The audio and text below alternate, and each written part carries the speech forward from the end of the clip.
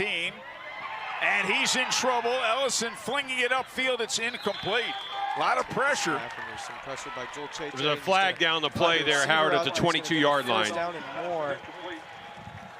He's not taken down all the way down to the 35-yard line. Let's see what the penalty's about. I believe it might be defensive holding on Roncalli, which would be an automatic first down. At first, there was nothing. Oh, ineligible man downfield. That's what happens when the quarterback scrambles like that, and that's what he was doing. He was scrambling to his left. He really threw a dangerous pass.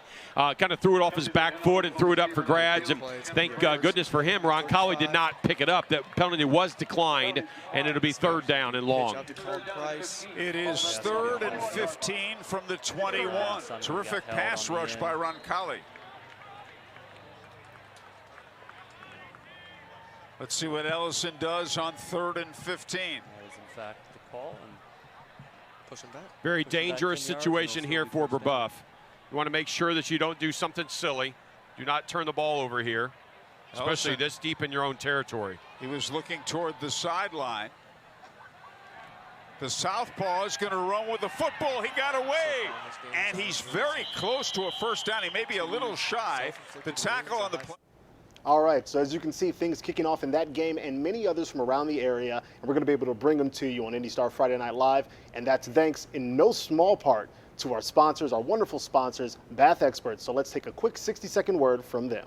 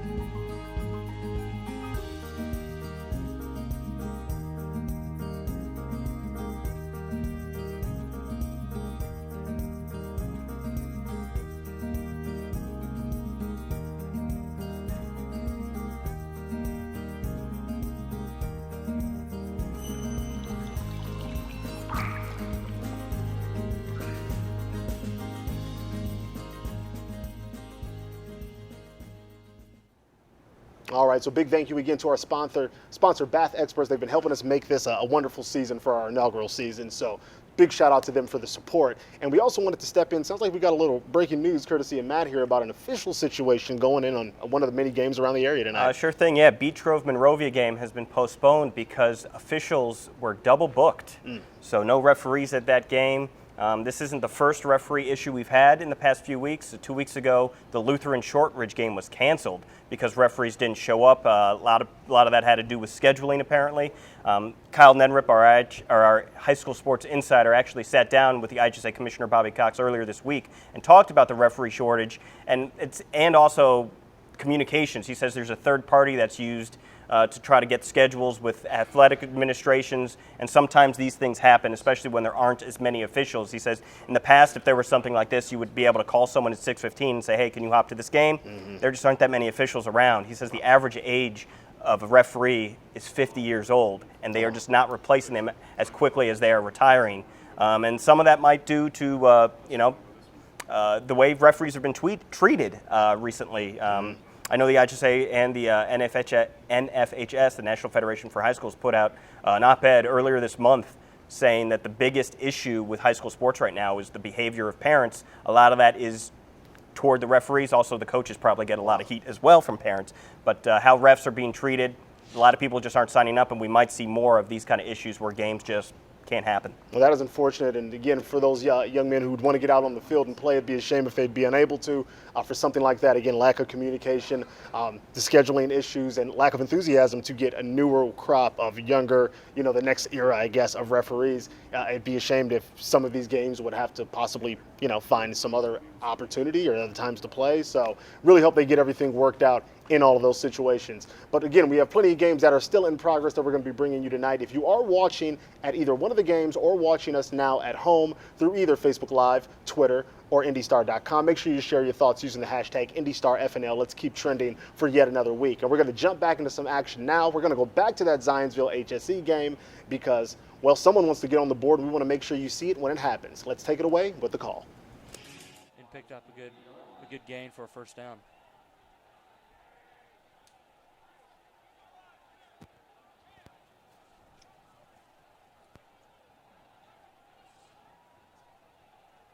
I'm going to give it to. And we welcome you back to Roncalli High School. Give a couple. And Brebeuf will start. At It's the coach or the officials in front of your child. Hey, you're human. No score. And there may be times when you need to vent. But be careful when and to whom you do it. Criticizing the coaching staff undermines its credibility and tends to put your child in the middle. And games are seldom won or lost because of an official's call. Remember, coaches and officials are objective.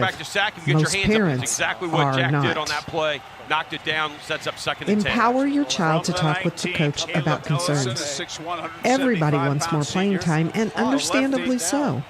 But encourage your children to have that conversation with their coaches instead of you doing it for them. Giving teenagers the confidence and conviction to speak up for themselves is one of the greatest benefits of participating in high school sports. Number 6, focus. All right, we're going to jump into some more action happening right now. Center Grove and Lawrence Central right now. Center Grove with possession, but still everything all tied up, nothing to nothing. But again, big game happening, and courtesy of the MIC Network, this is your MIC Network Game of the Week, so you can watch it in its entirety at IndyStar.com. And I'm going to hop in and give you a little score updates right now while there's replays going on. Ben Davis leads Lawrence North 7-0 early. Harrison leads Tech 7-0. Heritage Christian, I told you points will be scored in that game. They lead Covenant Christian 7-0, and Whiteland up early on Martinsville 7-2. All right, we got some early scores and some more action coming at you. Enjoy the call from Josh Ayen and Daryl Morton. Let's see what happens next. First down and back up the middle we go. Looks like Daniel Weems on the carry once again. And like you said, with Steele being healthy, I mean, what a luxury to have with him possibly coming back in the next couple of weeks. You know, think about high school football here in Indiana. Everybody makes the playoffs, the sectional play, so he could be the freshest player in the state in a couple of weeks. Well, when Steele comes back, look out for these Trojans. They are going to be dangerous, but they could be even more dangerous if they can figure out some consistency. Ball on the ground. And it looks like Jackson is able to pick it up. Again, the second time that there's been a handoff issue. You know, we know this is a young team. And, you know, at this point in the season, they got to start cleaning some of those things up because, you know, though we talk about where they could go, the success that they can have, they won't be able to have it if they keep doing these kinds of things. They got to clean that up. You could say, Daryl, for both sides that the worst enemy for both teams through 5 weeks has been themselves. Here's third down. Jackson in the screen. Going to pick up a first down and more as Weems is knocked out of bounds at the Lawrence Central 47-yard line. And, you know, we just talked about the last play, Jackson with the fumble. He comes back and makes a great read there, gets the ball out, and a great pickup, moving the chains for the Trojans.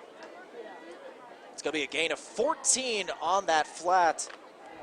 All right, looks like we're going to jump back into some more action. Again, we've been tracking this HSE Zionsville game, and it looks like HSE is on the board. Let's take a look at how it happened. Look how fast he's running. And that's superhuman. And now look how slow he's moving. Also superhuman.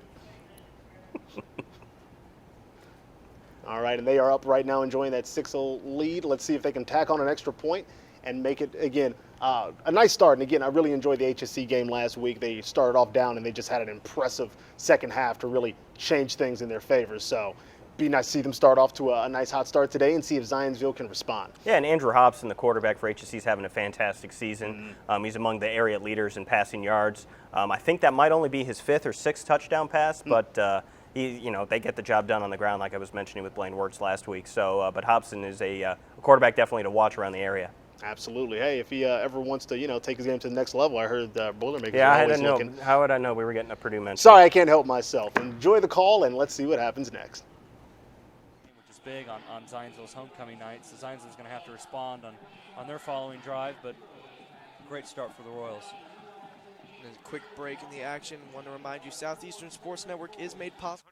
All right, we're going to jump over to a first look at some more action. This is number 7 Brebeuf Jesuit taking on the Roncalli Rebels. That is courtesy of our friends at the Rebel Media Network. Shouts out to them. And the call is with Rob Brown and Dan Bauer. It's 2nd and 9. Brebuff has been banged up all week, Howard, and this is something that Coach Mick Ressler was concerned about. I do not see Caleb Ellison on the sidelines warming up or anything, so I'm not sure what's going on. They run right. Spinning is Isaiah Martin. Isaiah Martin on the carry. To the 40, where he got 4. And the tackle made by Sean Sinovic. And that'll bring All right, I want to give you a quick score update. Looks like Center Grove is up 9-0 in their matchup right now, so they are off to a hot start. Also want to give a proper shout out. This game that we're bringing you now is courtesy of our friends at WHMB TV 40 with the action called by Howard Kelman and Todd Melo. So thank you to you individuals for helping us all season long. Let's get back into the action and the call. He's got a guy deep. He can't see all the time in the world. And it's complete. He's got Gabe Wright. Look at Gabe Wright. And finally down inside the 10-yard line by Ryan Henry. What a play by the Braves. Well, Hagerman was scrambling to his right. Take a look at the Indiana Members Credit Union replay. Watch Hagerman scramble to his right. There's nothing. He had a guy deep, and he just couldn't see it. He's only 5'8". He scrambles to his right, and if it when in doubt, throw it to your best player, Gabe Wright. Gain of 54 yards for Gabe Wright. Incredible job for him. Last week he had 7 receptions for 106 yards. First and goal from the 6. Hagerman, quarterback draw, and he's in there. Touchdown, Brebuff. 6 yards. That's Hagerman's first touchdown of the season. None bigger than that for that young man, the junior quarterback. Take a look at the replay right here. Watch the... All right, so touchdown there, so let's jump over to another first look. This is Whiteland taking on Martinsville right now. Whiteland up 7-2 on Martinsville, and the action brought to us by that student program, MHS Rewind, with the action called by Eric Meyer. Again, a great student program who's been helping us out all season long. So it looks like they're walking off the field. They're going to take a timeout here, but this will give me time to talk about the Martinsville offense. So Carter Whitson is in his second season at Martinsville. And the offense for Martinsville is scary good. Their quarterback, Xavier Tonitis, leads the area in passing. Let's look at his numbers here. I've got them written down somewhere, and it's really impressive, I swear.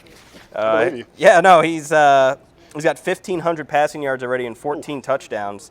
He's just tearing it up. He's got his 2 favorite receivers are Andy Myers and Matt Thomas, and he's just throwing it around. And I mentioned last week they put up 60-plus on Franklin. So Martinsville can Franklin scored 60 on them. I got that wrong twice. That's all right. I believe in you. It's a long season. Long season, but we're going to bring you more of it here on IndyStar Friday Night Live. They could have scored 60. If they really wanted to. Let's take it away with the call and see what happens next. Score 60 tonight.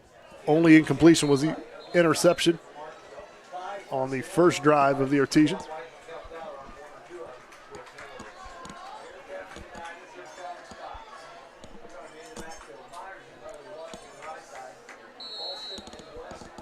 You get Andy Myers on that far side. You get Polston, Craig Wesner, and then Matt Thomas in the slot. Look at Matt Thomas there in the slot. Big guy. Let's see if they go to him, if they pass it. Instead, they hand it off to Tyler Cox. He was awfully close, but they're going to say he was just shy of it. He needed 5 yards. He got 4. And now they're going to hand it off to Tyler Cox again. This time he does get in for the touchdown. No doubt about that one. Tyler Cox with the score. And that's the 4th rushing touchdown for Tyler Cox on the season. And the Artesians have an 8-7 lead. And now we've got a flag coming late. This was kind of thrown at the Artesian sideline, and that may be another sideline warning. I'm not for sure. The penalty flag was thrown, but I don't see a play call, so I believe that's a sideline warning. Whiteland had a sideline warning earlier. Coach Whitson trying to get the explanation. Yeah, I'm going to try to go to you here, Olivia, once we run. Just don't get run over. No, you can stay. So each team with a sideline warning. Coach Whitson wants an explanation from the referee. And here's the replay. Kind of a quick snap, and Tyler Cox went around that left side of the offensive line. Nice blocking up front by the Artesians. And that gives him his 4th rushing touchdown of the season, first of the night. And now the Artesians going to try to go up 2 points. Jackson Fry going to try to put this through the uprights. Snap and hold look good. Jackson Fry puts it up. And it's good. Jackson Fry with the extra point. All right, so after the touchdown, the extra point there, let's jump into some more action. This is that matchup happening right now between Heritage Christian and Covenant Christian. That is the number 7 Heritage Christian Eagles, and this is brought to us by Indiana SRN, who's been bringing us great games all season long with the action called by Jonathan Mathis and Sean Kroll. Let's take it away with the call. You need to be on the lesser number. You can't afford those. Yeah, especially on offense, you can't be going backwards. You got to get as much positive yardage as possible. So let's try it again. I'd like to see him. Go ahead. I'd like to see him throw something to Coleman out here and see if he can get some damage done. He's on the bottom of your screen, number 27. Trust us, he is number 27. Yeah. Pitch out. Here's Coffee. He has to outrun everybody. Hits that edge, and he does just so. Gets across the original line of scrimmage. About to the 45-yard line is where the ball is going to be marked. A nice run by Gage Coffee, who's off to a strong start today. That's a gain of 10. It's a huge play because it gets them back in a manageable down distance on second down, so they can run the ball again if they need to and take more time off the clock. What you have liked was for him to stay in bounds, but the tough part is he's running a long way to get to that edge to get that extra yardage. Here's the skill players in this offensive line. They're going to have a huge game today. A lot of youth. Twyman's the lone senior, everyone else freshmen and sophomores. They're off to a good start so far. Yeah, they've done a good job allowing him to get outside to the corners. Second down and 5 after a first down and 15. Frazier in the pistol. A little miscommunication, but here's Coffee on the delay, and he got submarined by Peyton Brown, the leading tackler for Heritage Christian. Wow, just came right through the gap, dove at his ankles, and turned him down. That's a huge play because now it's third down and decision time for Coach Bowman and Covenant if they want to run it or whether or not they want to try and throw it. Coffee, nice average, 18 yards on 4 carries. Frazier has only thrown it once. And at the top of your screen, running out towards the wide position is Brian Lomax. The bottom is Alex Coleman. As Coffee in motion. Flats back and he's going to get it. He's got a first down, and he rumbles into Heritage Christian territory off the handoff from Frazier. Great job of putting Coffee in motion and give it to the big boy. Just say, hey, put your head down and go get it, and that's exactly what he did. That puts Trey Flatt over 100 on the season, and he's creeping closer. He's entering tonight. He needs 43 yards to get to number 9 all-time on the Covenant Christian rushing list. And that'll help. He's still got another year to play, too. As do most of the players on this team. But, of course, yeah, all of them but one. And if you're his dad.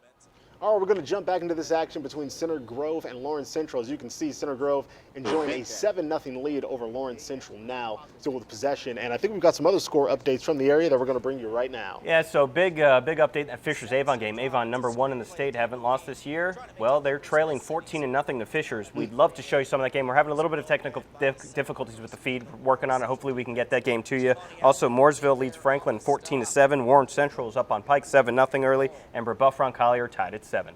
All right, so let's see what happens next in this game. Again, Center Grove, Lawrence Central. Center Grove up 7-0. Let's take it away with the call. Time ticking away in this first quarter. We'll see if they run one more play. The play clock is just a few tenths ahead of the game clock. So they will definitely have to run one more play before the end of the quarter. Spread, once again, 3 receivers at the bottom of your screen. And Jackson. All right, we're going to jump over now because you see the touchdown flash on the bottom. Looks like a long touchdown pass in this matchup between Brebeuf and Roncalli. Let's take a look at the action and the call. Yeah, and that's Gabe Wright. He is a big play waiting to happen for the Braves. Just saw the ball, got the ball, 6. Good hands, young man. Nice I would have spin dropped of the ball that too for at the end sure. there. Some swag there. We got looks like an unsportsmanlike penalty after the touchdown on Brebeuf, but the score's going to count. Yeah, absolutely. So again, Brebeuf now taking that lead over Roncalli. 13-7 at the moment. We'll see if he can tack on with the extra point. So let's take it away and see what happens next. Here, Howard. Here's a look at Coach Mick Ressler. Not very happy about that. What a great throw by Hagerman. For sure. I mean, he just threaded a needle, hit him right in the breadbasket. He did, and he knew he was going to get hit, and that's what you have to do as a quarterback. You have to stay in the pocket because you know you're going to get hit. He threw the ball up so that Gabe Wright could run underneath it. Kersteff said. All right, so the extra point good there, so that game now sitting at 14-7, but we've got more highlights than the scores we've been bringing you all night on IndyStar Friday Night Live, presented by Bath Experts. Let's give you some more looks at some plays from some games around the area. Sure thing. Well, here we got Ben Davis, a little trickeration here. Running back Elijah Hassel. Yep, I'm going to throw it. My guy's wide open here. He's just going to back into the end zone. Touchdown. Nice little trick play. Elijah Hassel has had a great season so far this year at running back, receiving the ball, running the ball. Doing everything giant effort. pretty much. Yep, exactly. Doing For sure. everything. Next play, we got Franklin. Drew Byerly, he is just a machine, and there he is, QB sneak for the touchdown. Nice. This is against Mooresville. This is a big game. Franklin, a surprise team, 5-0 to start the season. Mooresville was spent most of the year ranked number 1 in 4A, so that is a big game to keep an eye on. We'll have highlights from that all night long. All right, now our last highlight of this batch, we got a Fisher's touchdown. We told you that they were up 14-0. This is how they went up 7-0. Dylan Scally getting to the outside, finding some room, and getting in there. Nice score there for the Tigers. Again, they lead now 14-0 over the number 1 ranked Avon Orioles. And that is a big, big deal. So anxious to see how that plays out. We're going to jump back into some live action, back into that matchup between Heritage Christian and Covenant. Let's take a look at it now. Again, Heritage up 7-0 in this game, courtesy of Indiana SRN. Let's take it away with the call. Pistol formation. Frazier will look to pass. That's Lomax over there. He leaps and reels it in at the Heritage Christian side of the 20. What a great catch, boy. Frazier, when you let go of it and you saw it head that direction, you thought, oh, now he overthrew it. But Lomax got on the elevator and went up the top floor. And all right, a few tough technical difficulties in that game as well, so we're going to jump back over to this matchup between Center Grove and Lawrence Central. Score still same as when we last checked in, 7-0, but a possession change after a punt. We'll see if someone can regain a little bit of momentum here in this matchup. We go flying off. I guess that's the way you bring a guy down if you have to. Well, that was almost a dangerous way of holding on to that ball right there. Hare, he had that arm way extended out, and he was just lucky that there was not another defender out there just looking to pry that ball away. Absolutely. So here we go, third drive for the Bears. Charles Vaden, the freshman quarterback, has a high snap, and he's just going to fall to the turf. It's going to be a loss of about half a yard. That's a half yard, you know, and when you have and I don't want to keep harping on the fact that he is a freshman. He's a quarterback. He's a starter, a varsity starter. But when you're not used to taking snaps like that, that's bound to happen from time to time. Vaden out of the gun on second down. Looking left side, and that's batted away. Good coverage there by the Trojans. Looked like Dane Young on that coverage. Or excuse me, Jackson Schott. You know, we talk about the Bears, the adjustment that they have to make when they have a quarterback that they're used to, Jason Graves, who was actually burning up the MIC this year in terms of passing and also getting out using his legs. All of a sudden you come in here with a new guy and you have to adjust to that and figure out how to win. Well, Darryl, here's another 3rd and long. Vaden looking towards the left side, and that's caught by Elijah Gaskin, but he's going to come up well short of the first down. And looks like Lawrence Central will have to send the punting unit out once again. Not an ideal start for the Bears, especially considering they're down 7-0. We'll hop in here with some score updates. Cathedral leads Jeffersonville 14-0. Brownsburg leads Westfield 10-0 in that game. Franklin Mooresville tied at 14, and Plainfield leads Decatur Central 13-7. Active punt again for the Bears. Boots it away, a nice high towering punt. And Veith for the Trojans calls fair catch at the 28-yard line.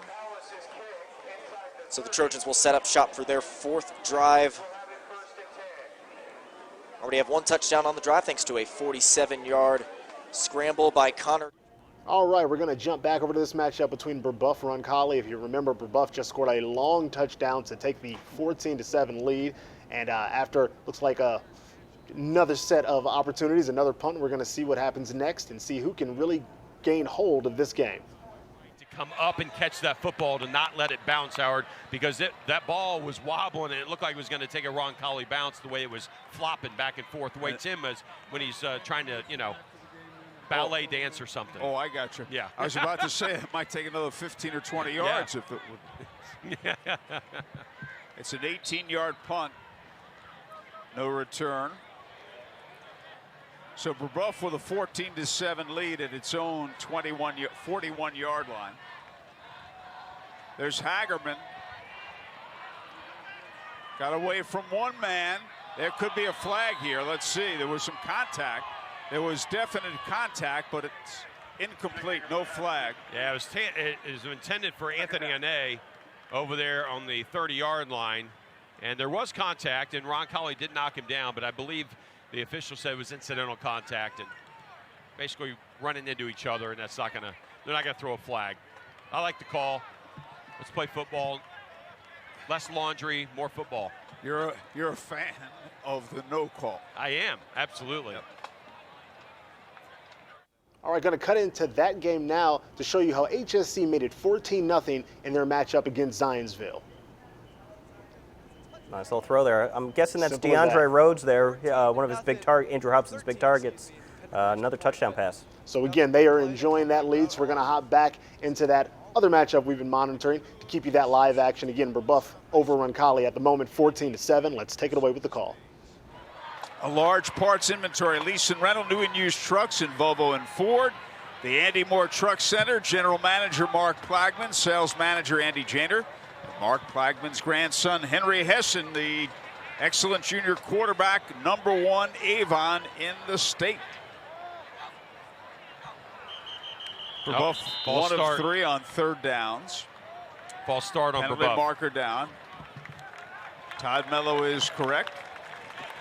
Second penalty for 10 yards. So not doing horribly, but we are only in the first quarter. So I know Coach Russer wants to clean that up for sure. That was a false start against the Braves. Still 3rd down.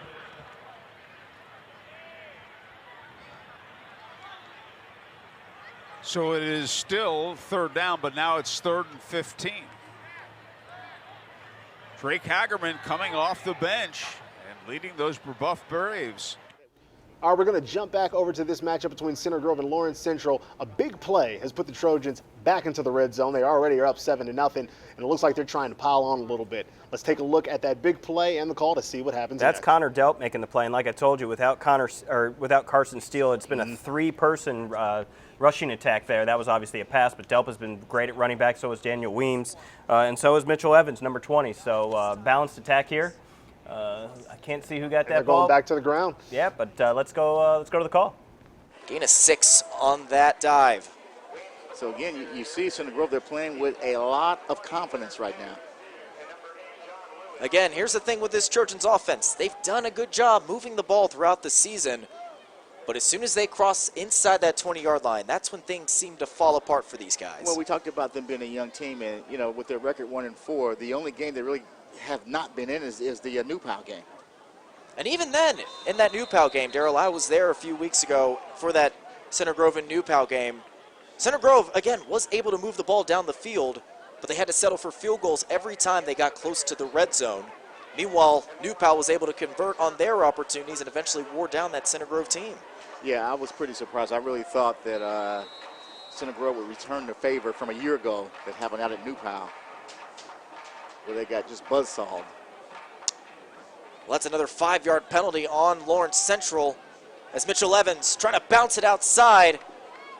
Man, the yellow laundry bags have been out early and often in this first half, Darrell. Well, I'll tell you what, I like the way that Evans was reading his blocker as he went around that left side there. Although there was a penalty, that was actually, it was a great-looking run there. And it's going to go, the officials are motioning towards Center Grove, so here you go, Darrell. They're going to have to back up here after a solid gain on 1st down. Well, if you're Lawrence Central, you're pretty happy about that. At this point, Darrell, too, it's more than likely Watch him read his blockers. I mean, the juke moves there, but again, look, there's a face mask. Well, yeah, that penalty was a hold, marking him back 10 yards, so that's going to be 1st and 20 from the 25-yard line. Jackson going to go out of the gun, trip set to the right. And it's a handoff to Weems, trying to bounce it outside, following his blockers before being brought down inside the 22, let's call it the 17-yard line. I'll tell you what, after a penalty, that's a big gain on one play.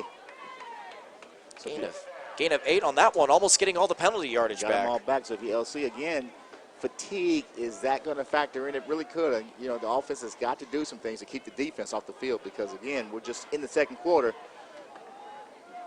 Well, this is the 8th play of the drive, Darryl. I mean, certainly fatigue could be a factor in this one as Weems trying to bounce it outside, picks up a few more yards. Going to bring up 3rd and 8. So again, a long yardage situation here. So we know Center Grove that they have options. Great run there, just found his spot and went through there, took a few licks, but picked up the necessary yardage to make it a little bit more manageable. 3rd down attempts have not been kind to the Trojans. Let's see if they can convert here. Jackson drops back, has plenty of time, trying to buy some more time, has to get rid of it, back of the end zone, nearly caught by Daniel Weems. My goodness, that would have been quite a spectacular grab. I'll tell you what, he had about 6 months there to stand there and try to make a decision there. I mean, look at that, just rocking over here. Let's see, do I have anything here? Nope, not yet. There it goes. And again, just a little high, but I still think a catchable ball there. And Jackson did a good job, too, throwing it to where only his receiver could come down with that ball. He did, and we talked about Center Grove all year not being able to punch it in once they get in the red zone, and they put themselves in another situation here where they're going to potentially go for 3. We'll see what happens. So here we go, Austin Watson out to kick this 34-yarder, and it's straight through the uprights. So the Trojans up ahead early by 2 scores, 10-0.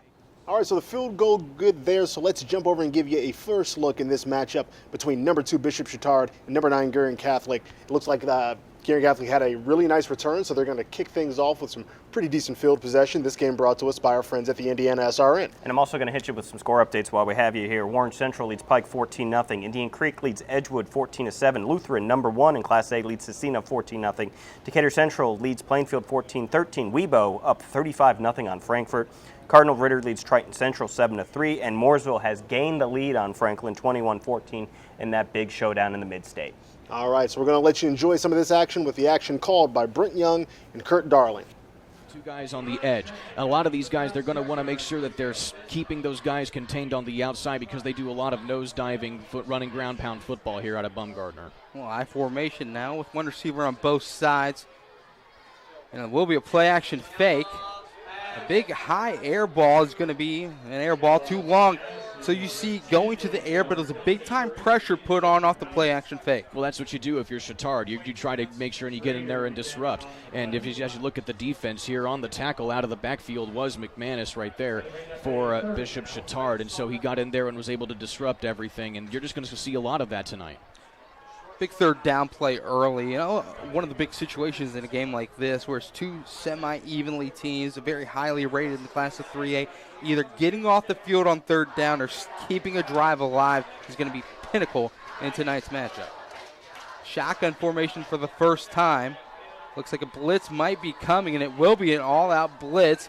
Gelov nowhere to go and gets spun around and taken down. That's a great job coming off the blitz for the big-time sack. It looks like that was number 3 for Chatard, Joe Calvert, coming through. And, yeah, Calvert.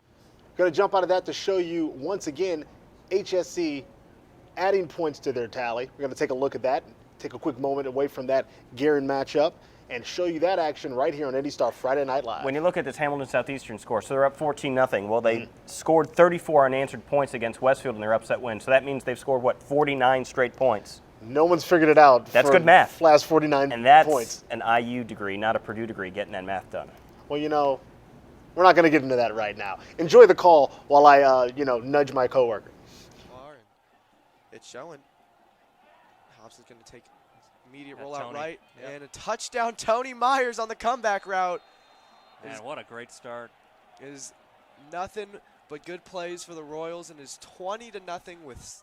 So again, another score from that impressive HSC offense, who, as you've mentioned, has been doing it big since their last game, and they're continuing. They're humming. So we're going to jump back over to the matchup here at Martinsville, enjoying that lead 9-7 in a very, very tight matchup as it continues to progress. And we're going to see what happens next and see if someone can get some solid footing and a solid lead in this game. Had the reception, but didn't get much. Maybe a yard. I guess that's where they'll give it to him.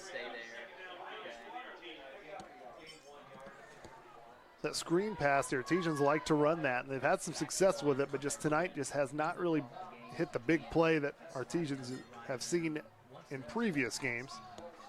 That time got about a yard on that. The second down coming up for Martinsville, 5:06 to go.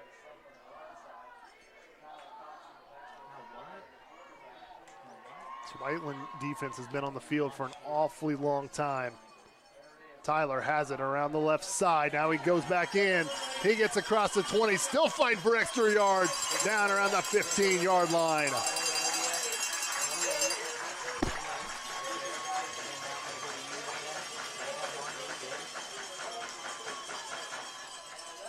A 17-yard run there for Tyler Cox.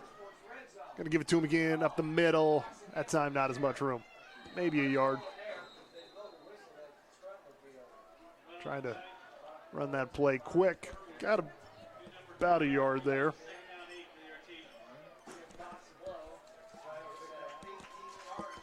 Tyler Cox will come off the field to get a little breather.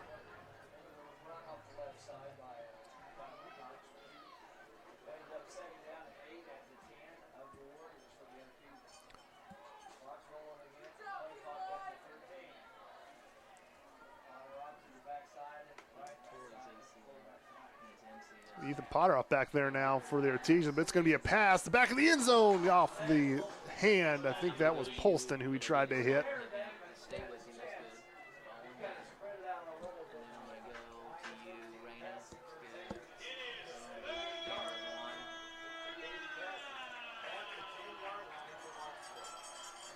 So 3rd and 8 coming up for Martinsville. Like I said, Tyler Cox getting a little bit of a breather. Ethan Potter off number 1 back in the backfield. Usually Weston Pemberton or Will Nix would be back there, but they're both injured. So you've got Matt Thomas who stretches out. Are they going to give him a touchdown? They do. Matt Thomas with a touchdown reception, 11-yard pass from Xavier Tinnitus. And the big body of Matt Thomas stretches his arms out, gets across the goal line for the score. It's 15-7 with 3:50 left to go in the first half here. And Jackson Fry in for the extra point. He is 1 for 1 so far tonight. Can he make it 2 for 2?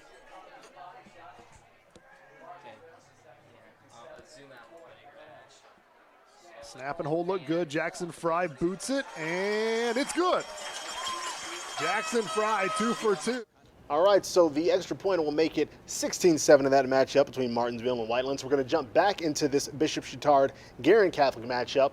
Looks like Bishop Chatard is threatening to score, and we want to make sure we catch it on IndyStar Friday Night Live. Let's take it away with the call. Reason they're all the way down to the 11-yard line. 2nd down, and Taylor gets it this time right out the gut, spins and weaves his way to another first down. Getting a little bit ahead of myself there, and it's going to set him up 1st down and goal. So you got 1st and goal here. But one thing I like about Taylor is the fact that he's one of those backs that his feet never stop moving. Right there was an excellent example of it. He just pounds it right up the A gap, and his feet just keep going until he's literally on 180 degrees on the ground. I like that. I would imagine it's going to be a more heavy dose of Taylor here at the 6-yard line, now lined up on the left side of Cheek. And a quick pass actually to the right, and it's going to be caught for the touchdown. And that is pitch, and that is catch, and that is Andrew Sowinski with the score. Sowinski, you know, he caught him sleeping a little bit there. They were expecting it to go to Taylor since that's what you had that entirety of the drive. And that's the one threat that Sowinski poses for you. It's just like he's one of those guys that can just sit and wait, and then you forget about him, and then that happens. Touchdown for Chatard. Looked like it's almost as if they lulled the defensive backs to sleep with run. One pass, and then a big-time touchdown pass. And as you mentioned, that's Kyle Cheek to Sowinski. Cheek, his 13th touchdown. Sowinski now with his 10th touchdown in double digits out there for the extra point. Holds great kick is good by the Chatard Trojans, George Forsey. All right, so Bishop Chatard with the touchdown and the extra point, taking that 7-0 lead over Guerin Catholic, and it looks like those two have connected for quite a few scores this season. Yes, that's Kyle Cheek's 13th touchdown pass, and 10 of them have been senior Andrew Sowinski. So Sowinski was Mark Nondorf's favorite target last year. Nondorf now at Ball State.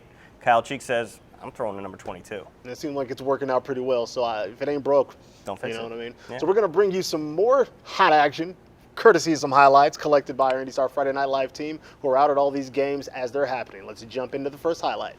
Sure, so I told you about that Lutheran-Cecina game. This is a touchdown pass for the Saints. They are top-ranked in Class A. This is Joe Fabian going up, and our intern wants me to yell, "You got mossed!" So you got mossed. Ooh, he flexes a little bit. I like that. Tosses it to the ref like he'd done it before. You know what I'm saying? Act like you've been there.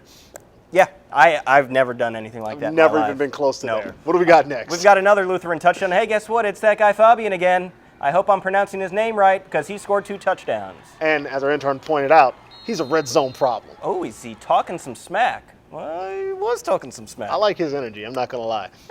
And our third highlight of the bunch here is Warren Central touchdown pass, a little wide receiver drag. That's Kobe Moore under center, wearing those nice little pink uniforms for breast cancer awareness. Shouts out. Here we go. Nice cross run. He's just going to find the end zone. Nice little, he just took all the speed he needed. Just walked on in. He got the edge. Very, very nice. So again, some great highlights, more action coming to you on IndyStar Friday Night Live. But first, let's take a quick 60-second word from our sponsor, Bath Experts.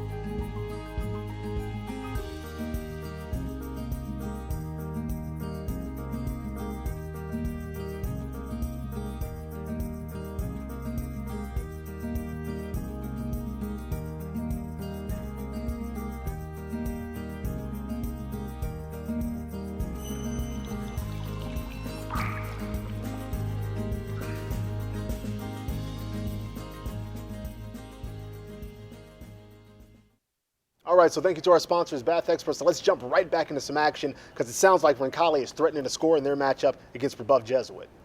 Lockhart wanted that football, and he went and got it. Well, you know, you're right, Todd, because Wright was all over Lockhart, but it was a great throw. That showed how strong his arm is. Into the corner, intercepted. Intercepted by Gabe Wright. And you just got to be careful with that guy is such a good athlete, and that's huge. He just went to the well too many times, Howard. Watch right here. Leffler made a sophomore mistake. Take a look at that. He had inside coverage. He threw the ball inside. Look at the ball going inside. That ball's got to go out of bounds. It's got to go out of the end zone, where it's got to be only where your guy can catch it. And unfortunately, he did not give Henry an opportunity to catch that football, and Gabe Wright made a Division I play. All right, so a big pick in that game is going to change things drastically for what Roncalli thought they were going to do.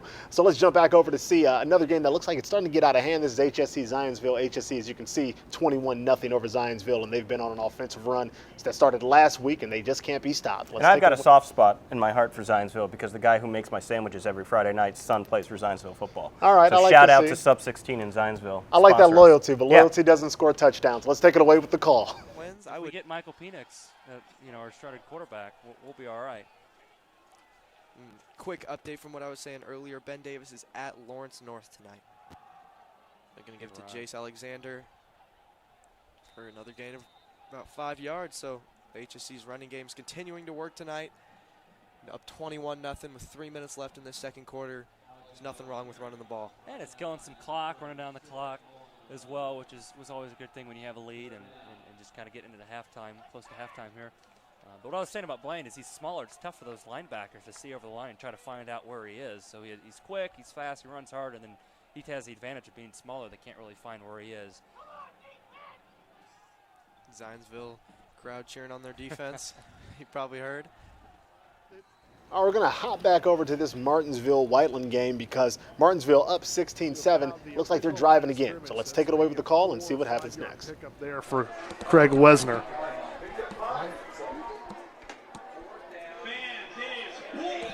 So it's 4th down, but now it's 4th and 8. So Artesian's out there right now. They've got Whiteland to jump a couple times on a hard count. If they do this time, it's still not going to be enough for a first down. So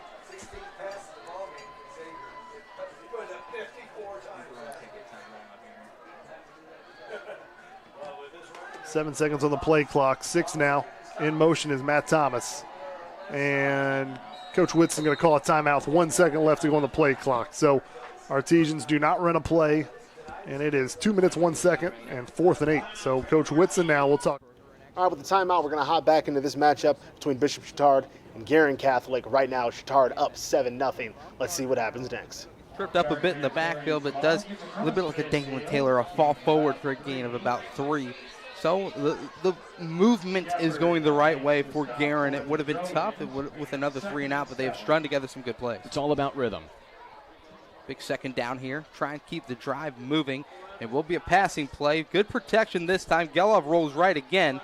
And a big juke back. He's going to pick up some yardage all the way inside of Trojan territory, all the way down to about, it's going to leave 3rd and 1. They're going to say just short again of the first down. Excellent blocking on this drive by the O-line. You didn't see that in that first drive, which was what allowed Chatard to be so disruptive in the backfield. But now now that the O-line is, tightened back up a little bit, you're actually seeing what this offense is able to do.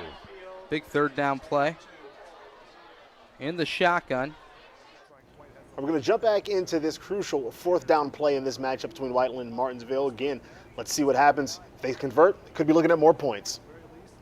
You hope that you don't have a turnover, but Whiteland would have to take over around their own 20-yard line with 2 minutes left. So Artesians in a good position regardless of what happens here.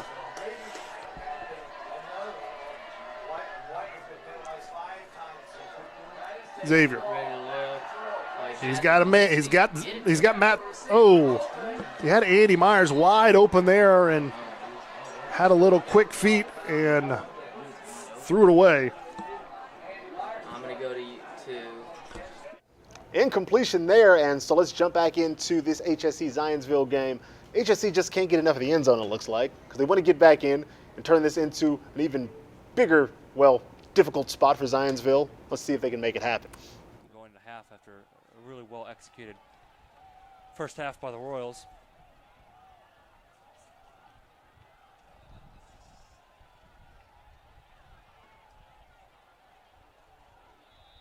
And it looks like we got a timeout by Coach Morris. So with that, we're going to take a quick break, and we'll be back with you here in a second on Southeastern Sports Network.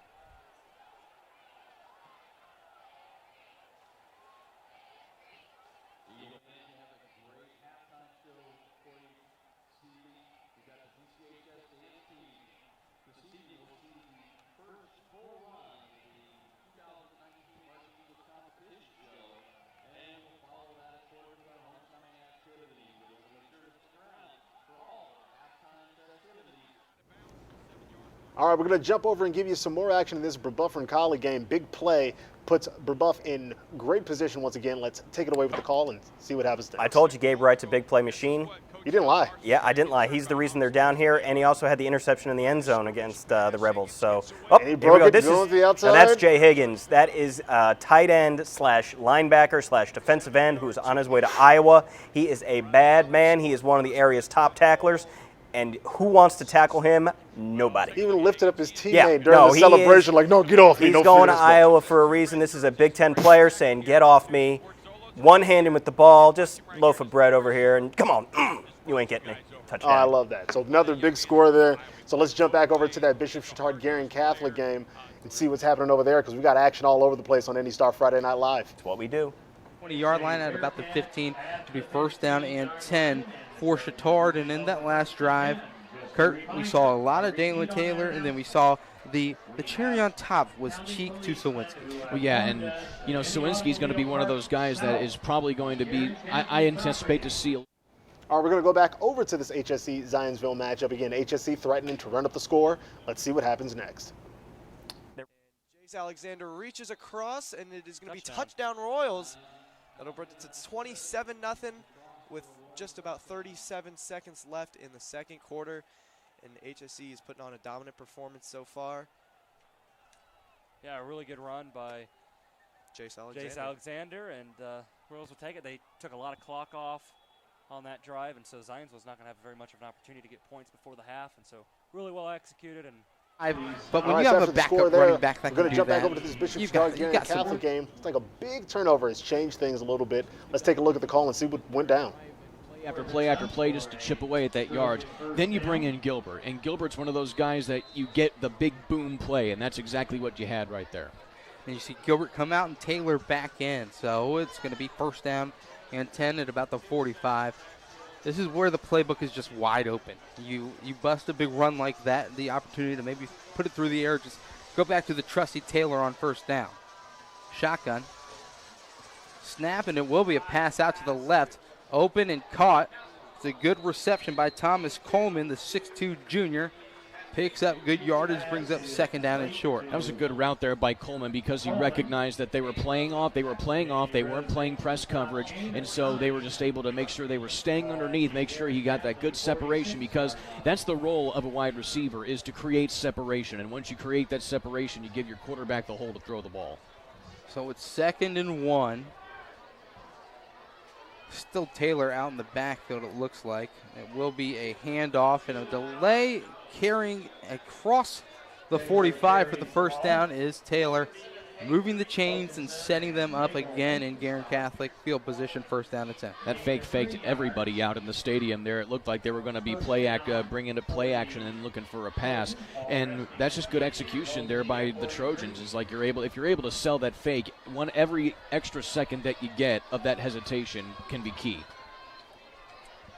Looks like it'll be a shotgun formation again. On the right side is Dalen Taylor. Taylor has a couple of big carries on this one, but big pressure being put on. Wide open behind the defense was Andrew Sowinski. Cheek put it about 3 yards too long. That would have been a catch and a waltz into the end zone. And he just got to get a little bit more of a loft on that play right there. It was just a little bit too long and couldn't get it down. But still, it was a great awareness to roll out there, but also good pressure that time by the Guerin Catholic defense. And that's kind of what you want to start ramping up a little bit. Second down and 10, 43-yard line to be official. Man right to left is the tight end. Now it'll be a handoff to Taylor off the left side, and he cuts back, and a big cutback it is, all the way down after a huge gain of about 7. Going to bring up a third down and reasonable.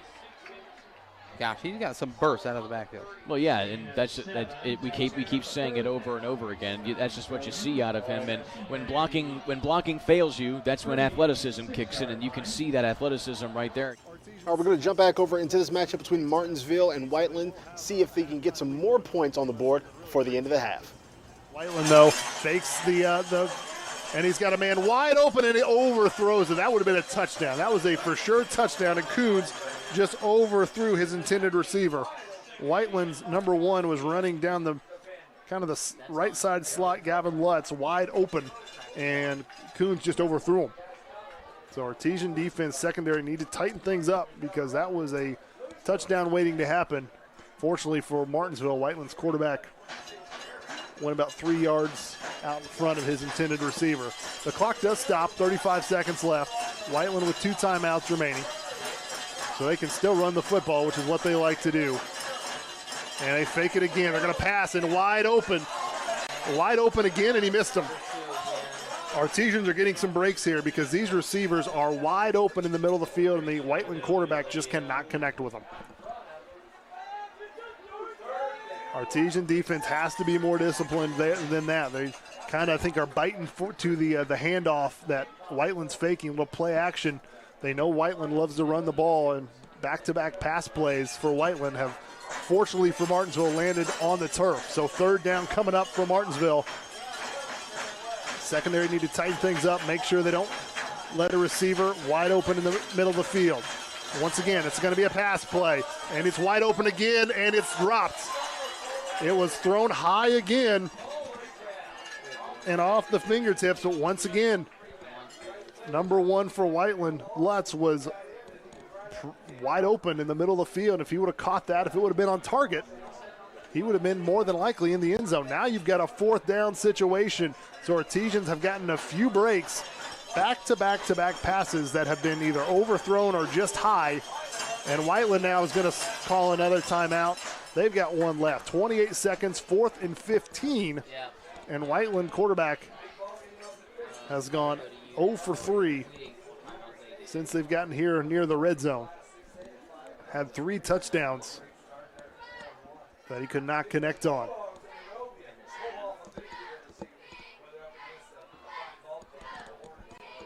Seasoned defense. Coach McKinney, you see their defensive coordinator, the black jacket.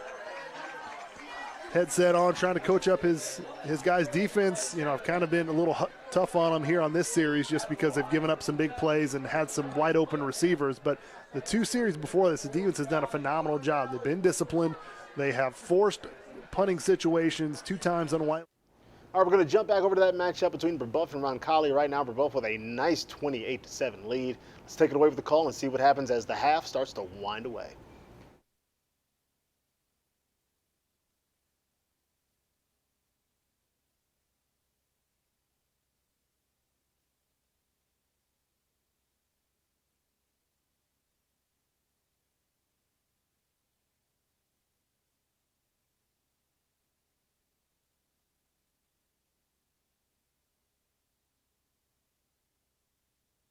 All right, we're going to do some quick switching. We got a crucial, well, excuse me, it looks like they got a flag on the play. But we are going to do some quick switching between the couple of games as we've got some crucial 4th downs in one game like this one and some beginning of some possibly promising drives in another. So stay locked on IndyStar Friday Night Live. It looks like they're setting up for a field goal here. So they're going to try to take the points. No, it's 4th down, 4th and 10. You take the points if you can get them. It's a close ball game. Be bold, young man. Be bold, but it's fine. This is, no judgment. For high school, this is a decent length kick. That was a high snap. I don't think he got it up. I think he pushed it to the left. No good. Sometimes you got to go for it.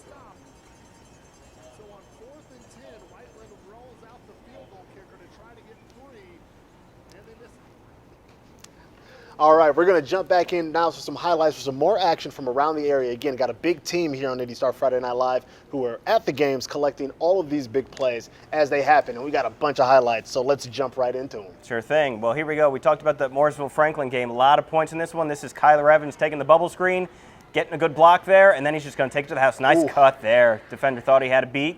Nope, didn't. Very impressive. Touchdown. Nice juke at the end there.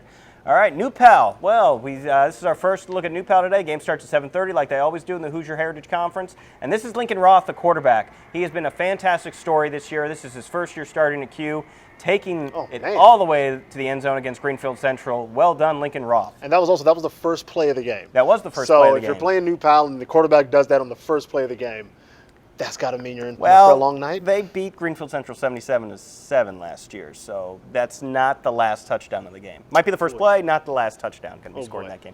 All right, now we're going to go back to Franklin and Mooresville. This is Drew Byerly dropping back. Hello, touchdown. Yep, right there. And again, this game is going back and forth, back and forth. At last check, it was 21-21. So if you're in the Mooresville area, get there. Or is it at Franklin? It doesn't matter. It's somewhere. Just get there. Or you can watch all the highlights here on Friday Night Live. Or stay here. Yeah, do that. More highlights coming at you. Oh, we got more. Okay, so we got Lawrence North. Here's Donovan McCulley to Omar Cooper. I'll tell you what, Omar Cooper is having a fantastic season. He seems to score long touchdowns every week. Just a sophomore putting up figures. And Donovan McCulley, one of the top area quarterbacks, just a junior, just offered by Purdue last week, has already got offers from IU. So Donovan McCulley to Omar Cooper for 6 right there. By the way, pick Purdue. Just saying.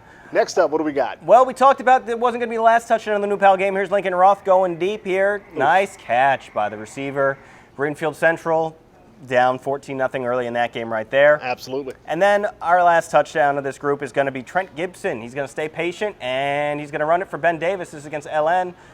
Quarterback can do a little things. He can run, he can pass. He could score. Like that versatility for the guy taking the snaps. Very, very nice. And again, nice batch of highlights coming at you, courtesy of all of the members of the IndyStar Friday Night Live team who were at the games. And we want to make sure we give a shout out to another very important partner and teammate for this season of IndyStar Friday Night Live, our sponsor, Bath Expert. So let's take a quick 60-second word from them.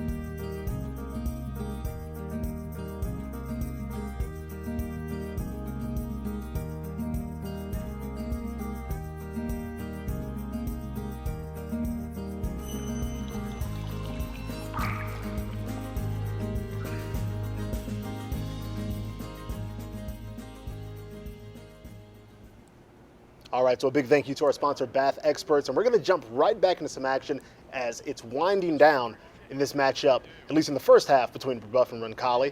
Just 37 seconds left. Score right now already a little bit rough if you're on Roncalli, 28-7, but we'll see how this half ends and see who can end up with momentum. Do you see that, Justin? Do you see that? By the way, that's banned on the field, ladies and gentlemen. That is banned on the field, and Justin Mack's night has been made. That's what I'm looking forward to. But let's just focus on the football for now. Let's take it away with the call and see what happens before the band gets on the field and really turns things up. With 7 of those state championships, 248 and 88. Wow, what an incredible record. He's running CYO now for them. He's doing a great job. Hall of Fame guy, no question, and a huge heart. And what a wonderful job Coach Cyphers did all those years here. And he'll run out of bounds, Will Hagerman. Good decision. Stops the clock with 30 seconds left. Sean Sinovic ran him out of bounds. Yeah, Hagerman did a good job. He was looking downfield. No one was open. He made the smart decision. He only gained 2 yards on the play, but that was a big 2 yards, if you know what I mean. Don't turn the ball over. There's no reason to. You can have another field goal attempt here if you don't score a touchdown. But I have a feeling they're going to try to get the ball into Gabe Wright or Higgins' hand. In fact, Roncalli looks like they're doubling Gabe Wright on the far right side at the top of your screen. You've got trips to the left. Firing incomplete. It was intended for Jay Higgins, who has 14 catches this season and 2 touchdowns. Well, I have a feeling that they're going to try to get the ball into Gabe Wright's hands. Just look at Higgins right there. This young man's having a heck of a year. Playing both ways. He's a captain. He's heading to Iowa to play for Kirk Ferentz. You got Gabe Wright at the top of your screen up here, and you got trips to the left. Higgins is in the middle. You got plenty of time, 26 seconds on 3rd and 8. But now another timeout by Brebeuf. Another timeout by Brebeuf. And we will tell you for great detail. Well, with that timeout, we're going to jump over to some band action because it's halftime in most of the games here on IndyStar Friday Night Live, but halftime is really the main event for many, including myself, as we've got Zionsville's band on the field right now. We actually, as a member of our IndyStar Friday Night Live team, have a Zionsville band alum in the house, and so we have the inside scoop on this powerful program. What instrument did you play, Rob? I don't know what that is. Mellophone player here in the house, so he's going to help. But as you can see, this band really speaks for itself. So as you can see, a lot of flourish in the front, but don't let the somewhat calm backing fool you. That's where all the power comes from in this band. As you can see right now, they're sticking with a tight formation, a little bit of a weave in the middle of the field. What's to the left? What's that little? Well, right now, that's going to be a little surprise for later. We're not going to talk about that now because you'll give away the big reveal. Sorry. Please wait. Okay. So anyway, as you can see, this weaving pattern, what it does is really spread out the sound of the band, because right now you have plenty of people in the stands, but you've also got people in concessions. They're getting hot dogs. They're getting pop. They're getting turned down when they're asking for phone numbers. Did you say pop? That's right, pop. I'm from Cleveland. It's not soda. Don't know what that is. It's pop. But anyway, this formation allows the sound of the band to spread to even those who can't stay in the seats. We know that bathroom breaks are important, and as a former band member myself, I want to make sure that you feel the sound and the percussion. I'm a former drummer, no matter where you are. So this formation really allows them to spread their sound around no matter where you are. Kind of like IndyStar Friday Night Live brings you the games wherever you are. So this band has obviously been watching, picking up on our cues. Hey, and I like the fact that we could serve as a little bit of inspiration for this wonderful Zionsville band. And what's a mellophone? A mellophone is, well, you know, that's above you. We're not going to get into it. So anyway, enjoy this band action, and we're going to jump back into some football action here on IndyStar Friday Night Live. But before we do, again, this is week 6. We've had a great season so far, and even though some teams might not want to hear this, the season is going to be setting on some of these teams as other teams continue to play in sectionals, and those teams are starting to emerge now. Yeah, definitely. I mean, so if we look at, right now that Avon Fishers game is something that we're really looking at. Avon is trailing 14-7 at last check in that game, number 1 Avon against number 9 Fishers. But looking at some of these sectionals, you got Avon and Brownsburg in the same sectional, and they played last week or 2 weeks ago. It was 7-3, Avon won. It was a really close, really defensive-heavy game. But if those two teams meet in the sectional like they did last year, now last year it was a blowout, This year, I don't expect that. I think that's going to be a really tight sectional. In 6A7 sectional, you got LC, LN, North Central, Warren Central. Warren Central's not the beast they've always been. Lawrence North has some talent. Lawrence Central, again, like I said, they've lost some games, but they've all been close. And North Central is good. I mean, they beat Carmel last week, so I wouldn't sleep. They beat Center Grove last week. They're playing Carmel this week. It's 7-0 Carmel at halftime. But North Central is no slouch. Then I talked about Carmel, Fishers, Westfield, HSC, all in that same sectional up there. HSC, we've watched them the last 2 weeks. They are taking a backseat to nobody.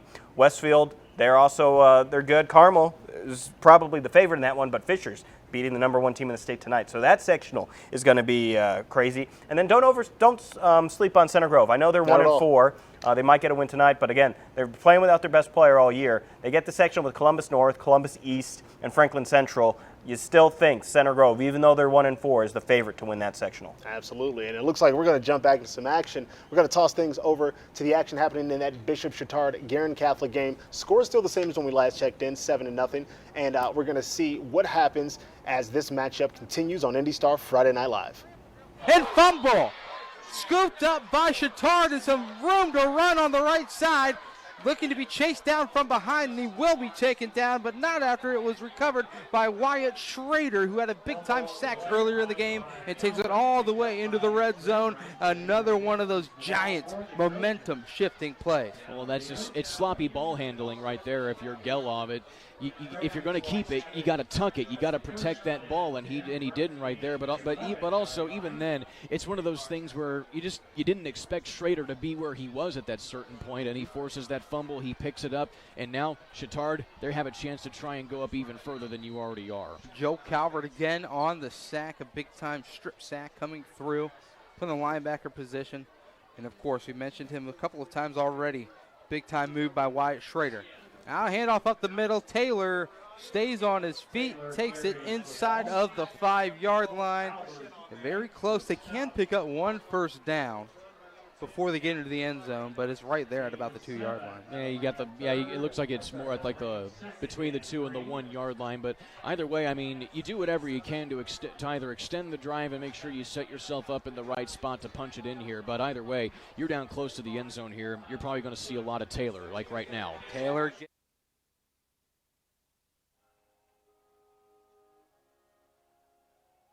As you mentioned, we're going to see Taylor, and we just saw him. You got a heavy dose of him. It's like I'm using that analogy a lot tonight, but that's pretty much the only way to describe it. You get a whole bunch of these guys. You're just going to give it to the guys that are making things work. And of course, this offensive line, they're having a heck of a night tonight for the Trojans because they're making it so that Taylor can be Taylor. He's just going right up the middle there. He cuts it right through the B gap that time for an easy 6.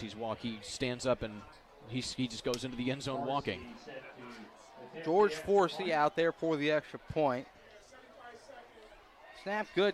Kick is through the upright. So with 6:29 remaining here in the first half, it is 14-0. All right, score's good there, but we're going to jump back into this band action again over at this Zionsville HSE matchup. Now, the score might be in the favor of HSE, but so far, if I have to look at band performance, Zionsville's absolutely dominating on the field right now. Well, that's because HSE's band is at home. Well, the thing is they're putting the fear into them and right now. I still haven't gotten any movement out of those things to the left. Are those people? Those are people. It's a big reveal. Now, Matt, have you played any instruments in your past? I have not. No, okay. I like music. I just can't play it. I like sports, and I just can't play them either. I sense that about you. So, again, former drummer, drumline, no big deal. Led my section 3 out of 4 years, but not bad. But either way, right now I can tell you Let me get some score updates. Can I get some score updates? Fine, give me some score updates. Because this band is marching off the field. All right. We've got New Pal leading 28-0 over Greenfield Central. Wow. Mount Vernon leads Pendleton Heights 9-0. Ben Davis at halftime leads 28-7 over Lawrence North. Warren Central leads Pike 21-0. Milan leads Edinburgh 47-0. Going to be a long season for the Lancers. And Lutheran, top-ranked Lutheran in Class A, leads Cecina 14-7. All right, and again, you mentioned that New Pal score, and I've lost track of what their record is right now. I think they've won 59 straight regular season games. The state record is owned by Penn. It's in the 60s, so they're closing in on it. And because of how dominant New Pal has been, some teams don't want to play them, and it's understandable. Next week's game, New Pal's playing Shelbyville. Now, Shelbyville's 0-5 this year, and they have been outscored 323-7. It's been a rough season for them. So they tried to find a new opponent, even though that's a conference game. It's a Hoosier Heritage Conference game. North Decatur was lined up to play Shelbyville. They're a Class A team. They said, yeah, we'll help out. New Pal wasn't, no surprise, wasn't able to find someone who was willing to take them on in the middle of the season. So really it's a tough situation. The Shelbyville's AD, Jenny DeMuth, former IU basketball player, she was, she says it's just a rough situation, but we're going to support our kids. We're going to play the game. Love it. You would imagine that the New Pals team won't play their varsity starters can't imagine. too much because it's just that no one wins in that situation. It's so. rough. All right, well, thank you for that break, and we're actually going to cut you off. Okay. But it sounds like we got action, courtesy of our team. We're going to jump back into that Bishop Chatard game and see what's happening there in that matchup right now on IndyStar Friday Night Live. Crucial drive in a game, but I think 14-0 with 6:20 remaining. I think this is a drive if you're guaranteed you need some points, especially with Chatard getting the ball in the second half. You got to score on this drive right here, right now. You don't want to go into halftime with a goose egg on the board. And I like the play call right there to McGinnis, but he has to haul that in because McGinnis, he's one of those guys that you look to in these situations, and you just got to clean that up. 2nd down and 10. Looking to pass again. This time over the middle is complete and hit immediately, but holding on to it is going to be big-time Dominic Ferrucci with the reception. And it'll be 3rd down now and about 5. So now you're here, you can go one way or the other, but if I'm Coach Dilley, you stick with the passing game right now because right now they're still a little they're starting to spread out a little bit. They're starting to see that you're passing it a little bit, and now you just try and take advantage of some of those holes right here. You don't do anything big. You keep that rhythm. You keep that momentum going. 3rd down to keep the drive alive. It is going to be the shotgun. The exact type of formation that Chatard uses now on the right side is Bumgarner uses him as a blocker, and a great catch and a good cut back by Bernie McGinnis. And McGinnis redeems himself for that incompletion there. He has to come out because his helmet came off, but either way, that's what you want right there. And of course, he evades the couple tackles, and it's just one of those things where you can't teach the fact that you just got to have the talent to get around and get yards after the catch, and he got him right there for a big 1st down. Moving the chains, it'll be a 1st down, and Bumgarner, we say his name for the first time on the drive, got bottled up again. We saw that on the last set of downs. Really wasn't able to get anything going, and right here it gets shut down short. Well, Chatard has pretty much done a very good job of containing Bumgarner. They realized that he was one of those guys that they're going to look to, and now Guerin's forced to look elsewhere, and they're kind of doing it right now, but they need to do a little bit more of it. 3rd down. 2nd down and 8. Left side. Ferrucci catches it again. Another short gainer, but it brings up a 3rd down and 5. Ferrucci caught that ball on his knee, so he was immediately down right where he caught it. But I like the play. You're looking over the middle, you're going shot, but now you're getting a little bit into a more of a 2-minute up-tempo offense here. I like it because now it's making it so that Chatard can't get set on defense. Gelov looks over to the sideline, gets the play call. 2 receivers near us, 1 far side. And a pass to the left is tipped at the line and falls incomplete. Now bringing up 4th down and 4. Decision time early. I might want to just punt this one away. I mean, yeah, they're going to punt it right here. I honestly would have been fine with either decision because you're 4th down and 4. Even though you get to 4th down, they're off of a couple bad plays.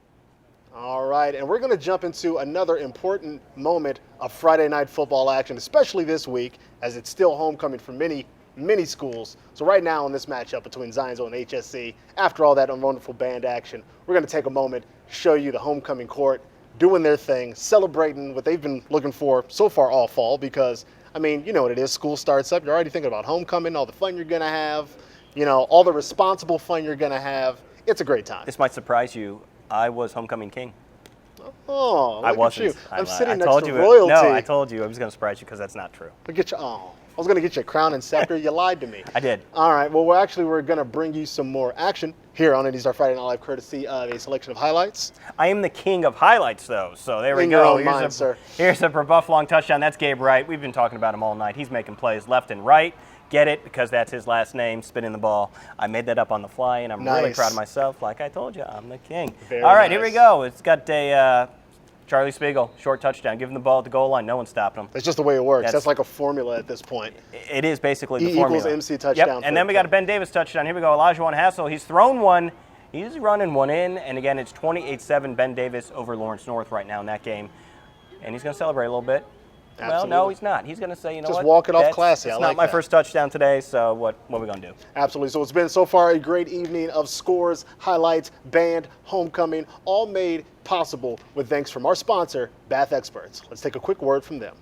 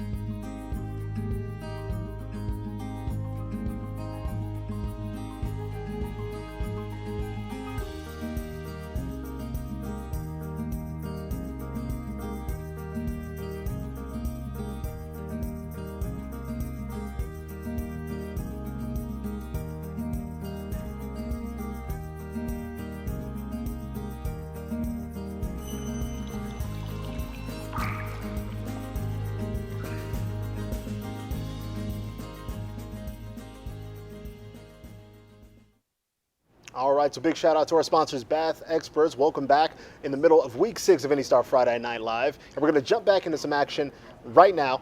Well, actually, I want to go back to where we were earlier. You did mention something about... yeah, I was talking and you cut me off. That was rude. I apologize. It's all right. But you brought up a great point. My wife cuts me off all the time.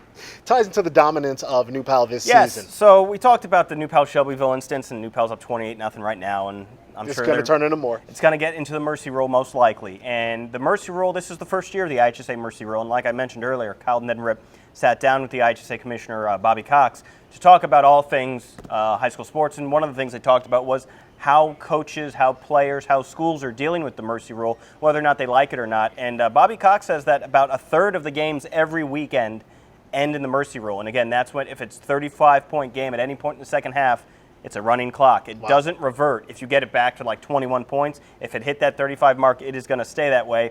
And they're going to look at it this year, and they want to kind of look at years past compared to this year and look, are there less injuries? It's better sportsmanship.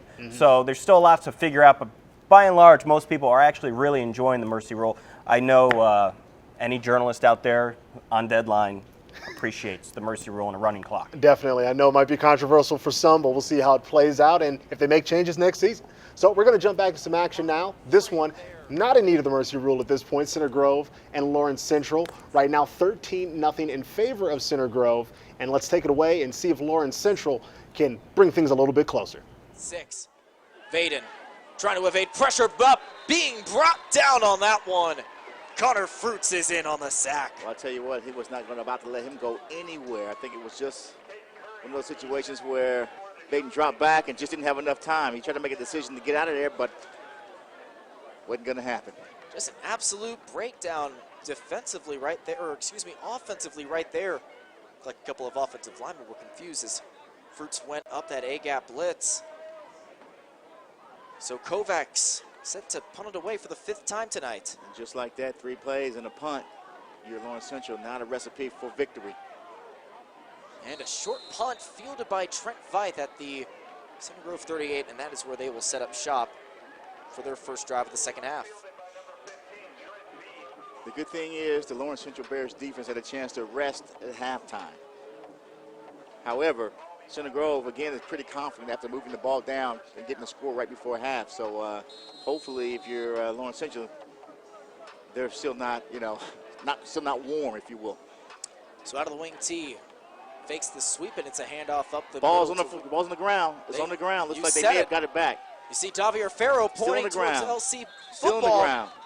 So he's got it. He's holding it. The official's got to make a decision here. If he's holding it, it's got to be his ball, right? And it's Lawrence Central football. Yeah, I mean, if he's holding the football, he's had to have recovered it.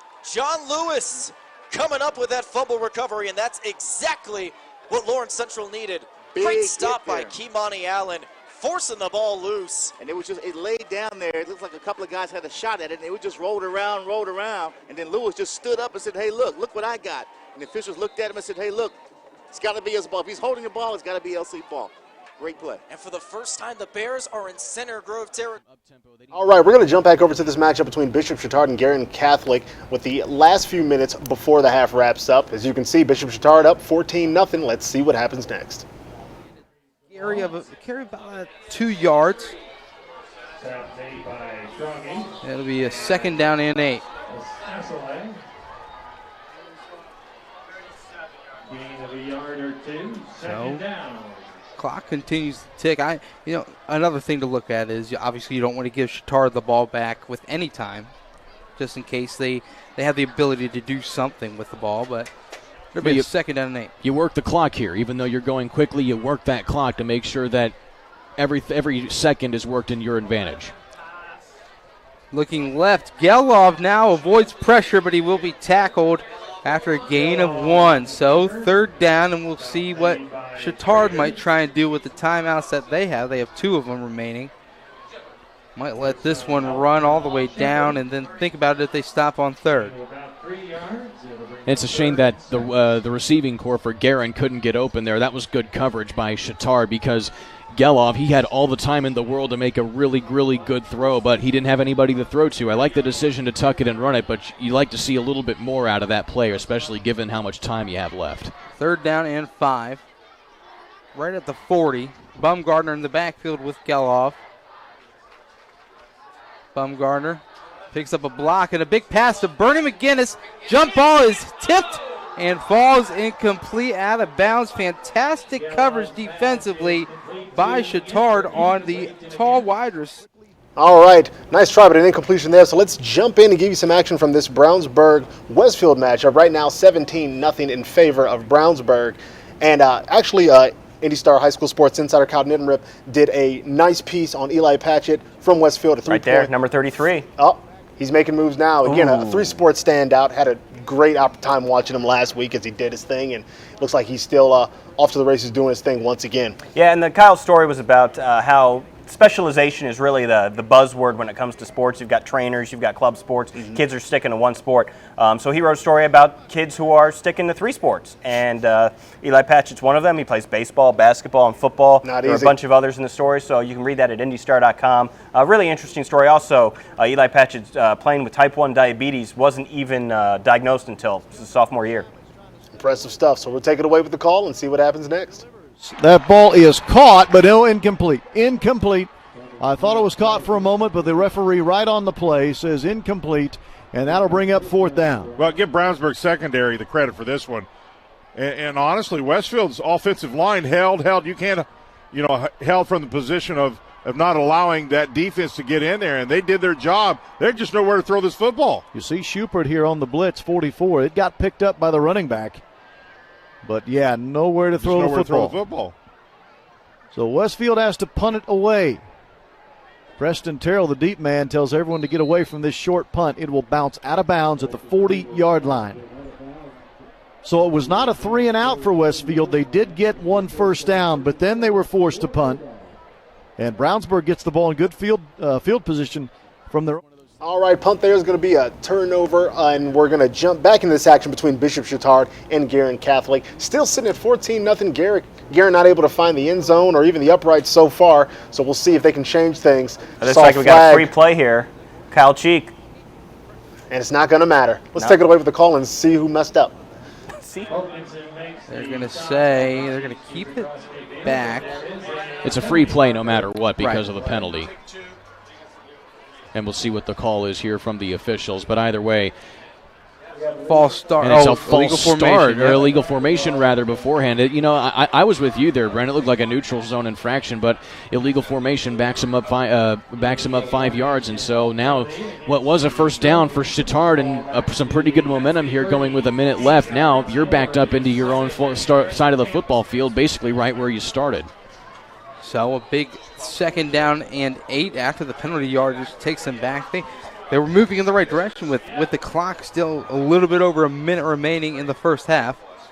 This time it'll be an end around and a handoff to Taylor. Taylor has some space, cuts it back, stays on his feet, will get across the 30, across the 20, all the way down to the 10. It breaks another tackle in for the score. Touchdown, Trojans. And that's 2 uncharacteristic plays there by Dalen Taylor. It's like normally you see him going right down the middle. Well, that time they bring him on the jet sweep to the outside, and then after that, it was just great protection downfield by Chittard, and then Guerin just unable to get that tackle, that shoestring tackle along the sideline, and then after that, Dalen Taylor turns on the afterburners and gets in for a big 6. You know, we thought it was going to be through the air to try and pick up the big touchdown. Instead, it's a run. There was a minute 12 before they snapped that one. It was a 60-yard carry with only 11 seconds coming off the clock. Snap, hold, and through the uprights, it is good. So 21-0, a minute 1 remaining. We'll be right back after this. Again to pick all right, so after that, we're going to jump back over and show you some more action here in this Brownsburg-Westfield game. 2nd and 4. And it's you got Ben Easters at quarterback having a great season. The Kansas commit lined up right next to him in the backfield is Donnie Marcus. The Ball State commit had his best game of the season last week in a big win. And he finds the seam, and he's going to go. Look at that great blocking downfield. He finds the seam. He's going to get to the end zone. He's pointing a little bit to the defender. You don't really like to see that too much in high school, but Donnie Marcus, touchdown. Touchdown run. So that's from the Bishop Chittard game to this one, impressive. So let's jump back over to the Zionsville game. They are in the red zone. The score is 28-0. They didn't let it get them down. Stuck with it in the end zone. Let's see if they can turn things around, change the momentum, and maybe tie this thing up. Not a 3rd and goal, but he's going to run it for about no gain. Maybe a gain of 1, but this will bring up 3rd down and about 2. Because they could still get a first down right about at the 2-yard line. Right. So and basically 3 yards for a touchdown. So it's probably closer to 5. You're right. Yeah, 4 or 5.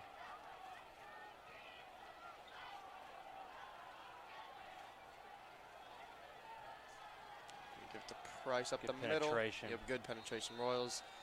And Loud it's going to be close. Let's see where they mark it. 4th down.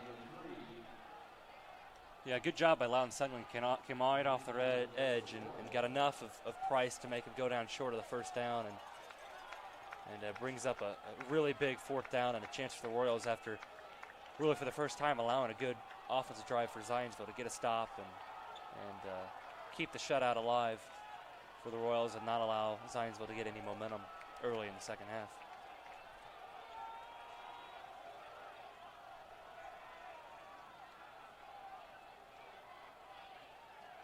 He's going to keep feeding Colin Price, and the Royals are ready for it that time. Joel Cheche with a good tackle. Didn't get it. Did not get it. And it's going to be short. So HSE is going to take over about the 5-yard line in a big stand there from the All right, and HSE's defense stands strong. That's got to be tough for Zionsville. They had a couple of good shots at it, but HSE's defense was not going to budge. So that is tough, but we'll show you something to bring your spirits back up. Sounds like we got some more highlights. Yes, highlights. And guess what? Here's another New Pal touchdown. Oh, boy, I've heard that before. Yeah, Lincoln Roth pump fake, throws, touchdoan. Nice. Good concentration. Yep, that was nice. Very nice. Another highlight. Here we go. Warren Central. This is kind of a weird play. Kobe Moore rolling to his left. Caught. The ball's fumbled somewhere, and then it was recovered for a touchdown. Yeah, so again, Warren Central picks that up in the end zone. I promise it was a fumble recovery for a touchdown. Hard to see, but it happened. Yes. What else we got? Well, we're going back to New Pal. Well, it's actually at Greenfield Central, but it's New Pal scoring, and here's Charlie Spiegel, everybody. This is what happens when you're the best running back in the state. You can set your watch to it. And he's running away from people. He's running away from people. You wonder where he's going to go for college because he's got a few smaller offers. I know Dayton's looking at him. He was at IU's campus for a visit last week, 2 weeks ago. Not really sure if they're going to offer him a scholarship or preferred walk-on spot. I know Tennessee's offered him a preferred walk-on spot. Spiegel watch is going to be serious. But the IHSA's all-time leading rusher, you'd think there'd be someplace for him at the next level. Absolutely. And we're going to jump back into some action right now. That matchup between Center Grove and Lawrence Central. Still sitting at 13-0 in favor of Center Grove. Looks like they've got possession and an opportunity to do a little more damage. So let's take it away with the call and see what happens next. From the 17. Another handoff this time to Weems. Blowing through the defenders, still moving his feet. Brought down at the 5-yard line. I tell you what, coaches tell the young players, keep your legs moving, keep your legs moving. As he did that and just moved it ahead. 12-yard pickup for the senior. Gets right through excuse here. Me, the sophomore. Just keeps him going there. He's got 3 Bears, and they just ride with him all the way almost to the 5-yard line. Those Bears 10-yard line. Actually, that is about the 6. Those Bears are looking exhausted out there. It's time ticking away in this third quarter. And off again to Weems. No, Jackson keeps it. Diving for the end zone. Marked down short. He might be marked down. That ball did pop away there. But like you said, he was marked down. So it's going to be second down and it'll be second and goal. Second and goal from the 1-yard line. Good job by Jackson with the fake. Had us fooled up here in the booth. And you know, I talked about it. I love to see Jackson with the football. You know, every now and then just to shake things up and just take it down and run it. Jackson, quarterback sneak. And I think he's got it. Waiting for official indication. Touchdown, Center Grove Trojans. And, you know, his 3rd touchdown of the season. Center Grove moved the football down the way, playing Center Grove football. And it's games like this that you need to get back on track. Again, 1-4 this season. They've been in some close games with the exception of we talk about the New Powell blowout for the 2nd year in a row. But that's Center Grove. I mean, you know, as a young team, that's what you. All right, big score there. So we're going to jump back over to this action between Martinsville and Whiteland. Another red zone opportunity here in this one. Let's see what happens next. Hand it off up the middle, then occasionally they'll give it to that man in motion and try to go around the outside. But right now they've just kind of gashed Artesians up the middle in this drive to open up the second half for Whiteland. Artesians went 3 and out. Now Whiteland with some momentum. Once again, Taylor up the middle. Nice tackle. Jacob Burkett was kind of waiting there for Taylor. Taylor was able to slip through him, but Burkett slowed him down. On a 5-yard pickup for Taylor. Jacob Burkett initially there with the stop.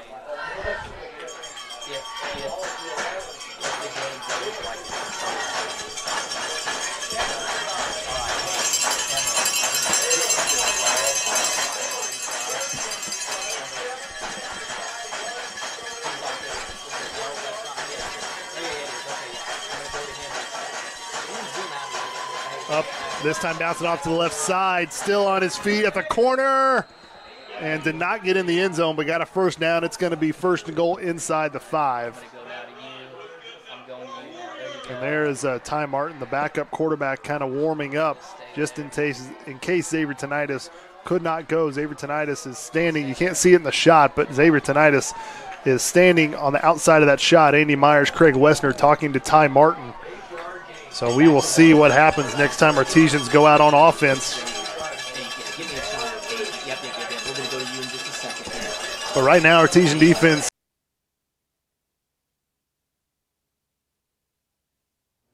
All right, we're actually going to jump in and bring you some first look action from IndyStar Friday Night Live. This Avon Fishers matchup. Avon is moving, but they are down 7-14 to Fishers. And again, big surprise for a lot of people. Avon has been absolutely rolling this season, undefeated, #1 in 6A. But Fishers, 4-1 in their own right, is showing that they're 4-1 for a reason. Yeah, and it's not a surprise that the Fishers defense, as you can see right there, they take no prisoners. Like I said, going into last week's game, they gave up only an average of 6.5 points. Obviously, Brownsburg scored 42 on them. But the Fishers defense is for real. This will be a big test for them, obviously. Avon's got a high-powered offense. Henry Heston's a fantastic quarterback. They've got great weapons on the outside with Cohen Morrell and Carmelo Mitchell. Mm-hmm. So, you know, Avon, dangerous team here. So let's watch this game. Interested to see how they hold their composure, too. Again, they're down third quarter. Some teams might panic, overextend themselves, make mistakes. So we'll see if Avon can hold it together, maybe tie this thing up and regain a lead. We'll take it away with the call and see what happens next.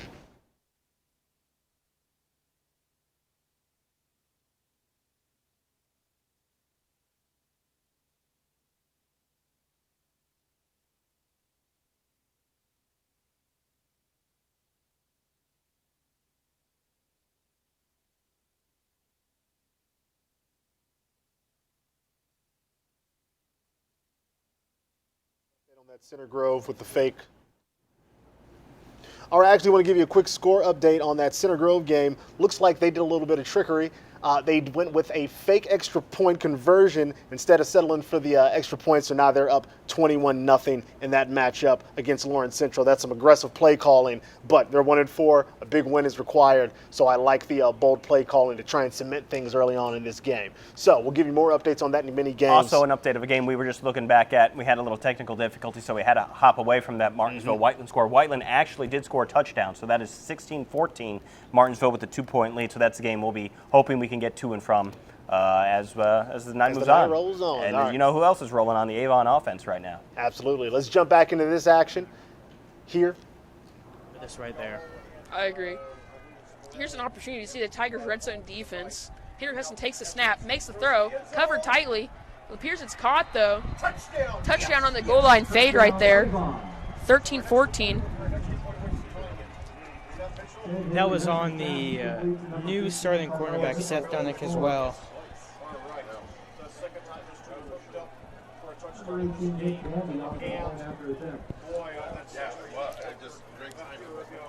This is shaping up to be a fantastic game. Orioles lining up for the extra point.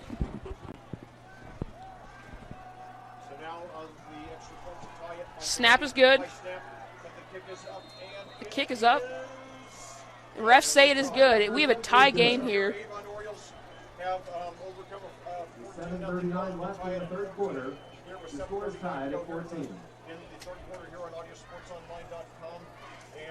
Miles, you know, I'm not sure there's anything better than a All right, so big touchdown there ties things up 14 all. So we're going to jump back into this matchup between Rebuff Jesuit and Roncalli. The score is still very much in the favor of Rebuff Jesuit with that 28-7 lead over Roncalli. Let's pick things up and see what happens.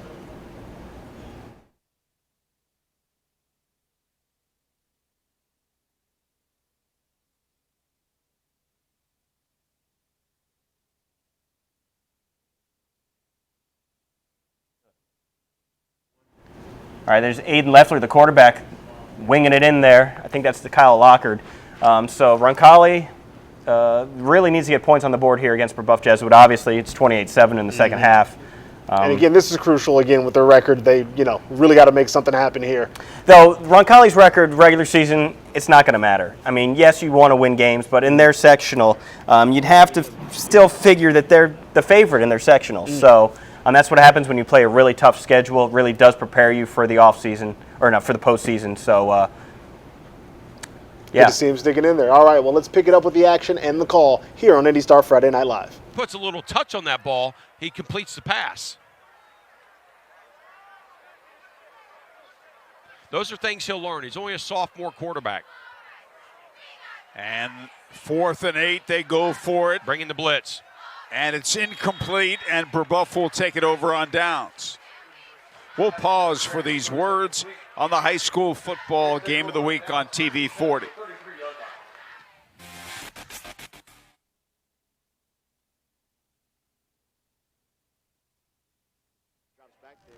All right, we're going to jump back over into this matchup here between Center Grove and Lawrence Central, giving you more action here on IndyStar Friday Night Live. And remember, if you're watching, use the hashtag IndyStarFNL to share all your thoughts, either from the game or from your couch, wherever you're enjoying us tonight. And if you're wondering, like, some of the things that might be holding Center Grove back this year, and I don't want to say holding back, but right there you saw it. Taven Jackson's got a wide open receiver. Now, he's a sophomore starter. This is his real first taste of varsity action this season.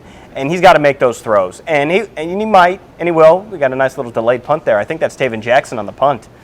Again, he is the younger brother of IndyStar Mr. Basketball, Trace Jackson Davis. Obviously, their offense would be a lot better if they had Carson Steele, who's one of the best running backs in the state. But again, this offense, this is not a team I want to play in October and November. That is for sure. If they get Carson Steele back, they are going to be a handful. And Taven Jackson, the more experience he gets, the better he will be. It's just going to take some time. Absolutely. So again, nice punt there, stuck them deep in their own territory.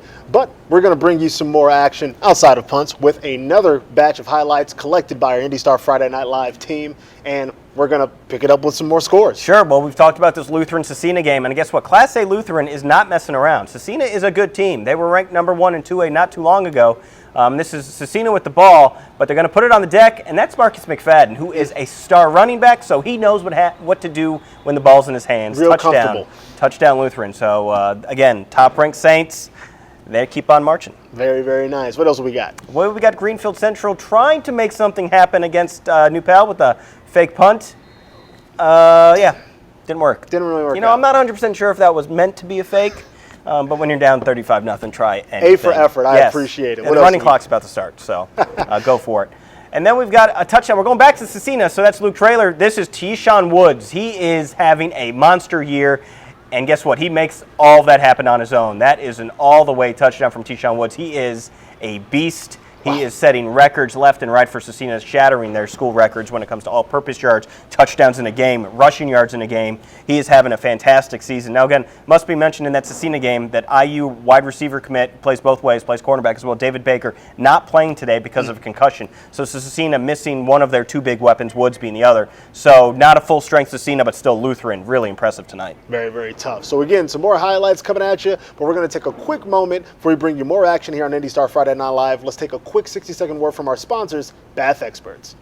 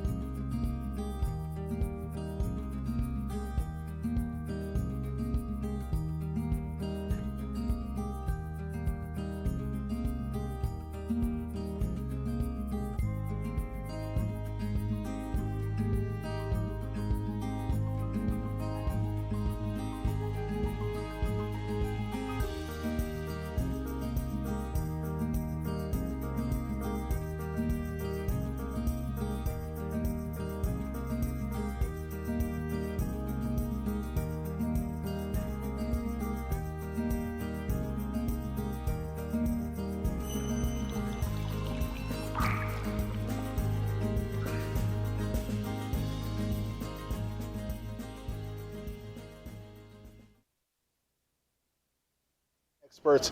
Big thank you again to Bath Experts for all of their support, sponsorship, and the partnership all season long here in IndyStar Friday Night Live. It's been a great season. Hopefully many, many more. Sure, yeah, no, I think we've already been signed on for 3 more years. All right, I like it. So, well, I have. Oh, my, I got to negotiate. Let's get you more of what I love so much about this show, some live football action. Zionsville HSC, as you can see, Zionsville now on the board, 7-28. Yes, it's a big deficit. Yes, it's third quarter, only 2 minutes left. But, hey, they're still in this thing as far as I'm concerned. And that snaps that scoring streak of Hamilton Southeastern from 2 games. We did the math, and it was 72 straight points for. Actually, it was 62. 62? Well, that's where the Purdue guy correcting an IU guy. You know it's what? a tale as old as time. I skated through finite math my freshman year. It was not good. All right. Well, enjoy the call and the action while I continue to berate my coworker. Probably going to punt. We're keeping the offense for yeah, now. But we'll probably hesitate for a second and then bring them on. You could go for it technically here. You wouldn't be giving them great field, or you'd be giving them good field position, but it wouldn't be the worst thing in the world. But I would punt it, try to pin them deep, and make it go a long field if you believe in your punting game. But as they line up, we'll see what they do. Right. He's going to put them in motion. They might try to fake the snap and probably call a timeout. Yeah, because that play call, if you're going to try to get half, you wouldn't run.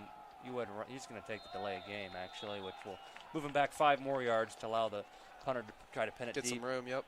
Which you can decline this. They're going to accept it, so they'll take him back. But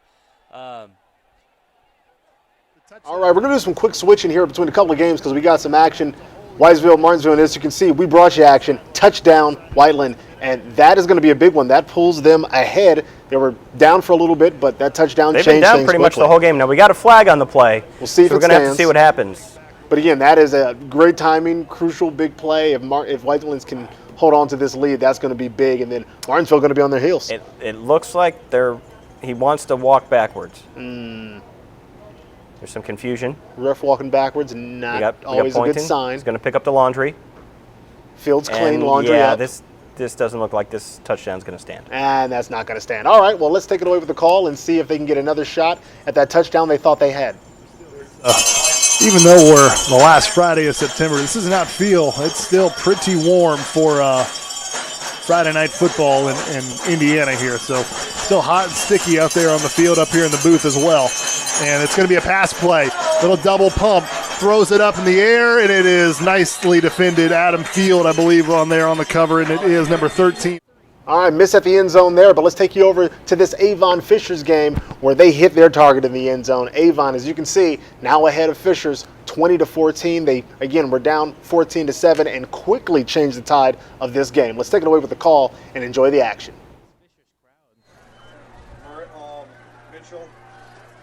Nick Bandy here, set for the PAT. Good snap, hits the PAT.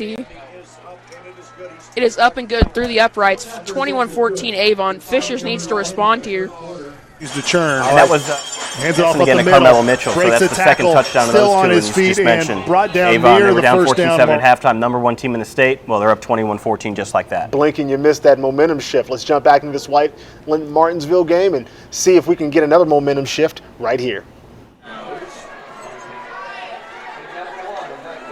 And it is a first down, so got 13 yards on that, enough for the first down. You got a fresh set of downs from the 11-yard line with about 42 seconds left. So Whiteland will at least run one more play here in this third quarter.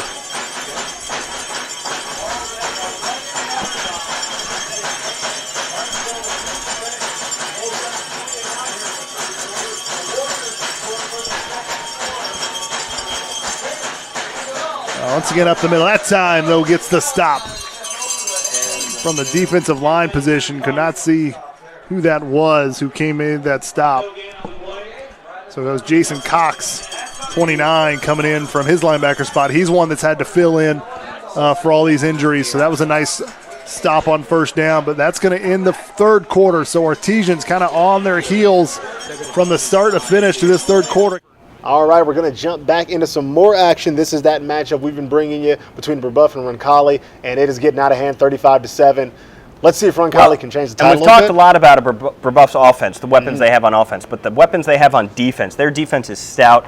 Joe Strickland might be the most talented player in all of the state. He's a sophomore. He's a defensive lineman. He is nationally ranked. He is getting offers from everyone and anyone. He is a stud on the defensive line. We already mentioned Jay Higgins. He's on his way to Iowa. He plays linebacker, defensive end number 44. He is a beast. And then we've got Anthony Aney in the secondary, who's among the area leaders in interceptions. So Brebeuf Jesuit is a very good team on both sides of the ball. They, it wasn't too long ago they were in the state title game. I wouldn't put it past them to make another run at Lucas Oil Stadium. Names to know, names to remember. Let's bring you some more action here on IndyStar Friday Night Live.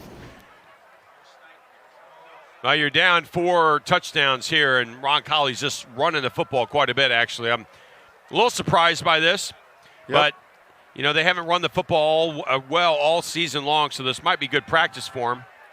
Well, there's a completed pass to Chris Parrott, who's tackled on the play by Andrew Pickett. Now remember, if Brebeuf does score another time, there will be a running clock. It's third down and 2. Ball on the 42-yard line. Let's hope we don't get to that point. 2 in that. I think he's got the first down. Hebler, the ball carrier. Led by a host of Braves, led by number 58, Drew Skelton. That run's good for a Rebel first down, the 45-yard line. And we have 4 minutes left, clock running, third quarter.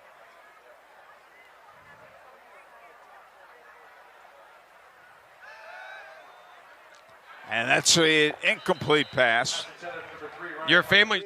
All right, going to jump back over to Center Grove and Lawrence Central. Looks like some red zone action coming at you right now on IndyStar Friday Night Live. Can they capitalize and cut this game down to 2 possessions? Mason out of the gun. Looking left side. Is it caught by Gaskin again?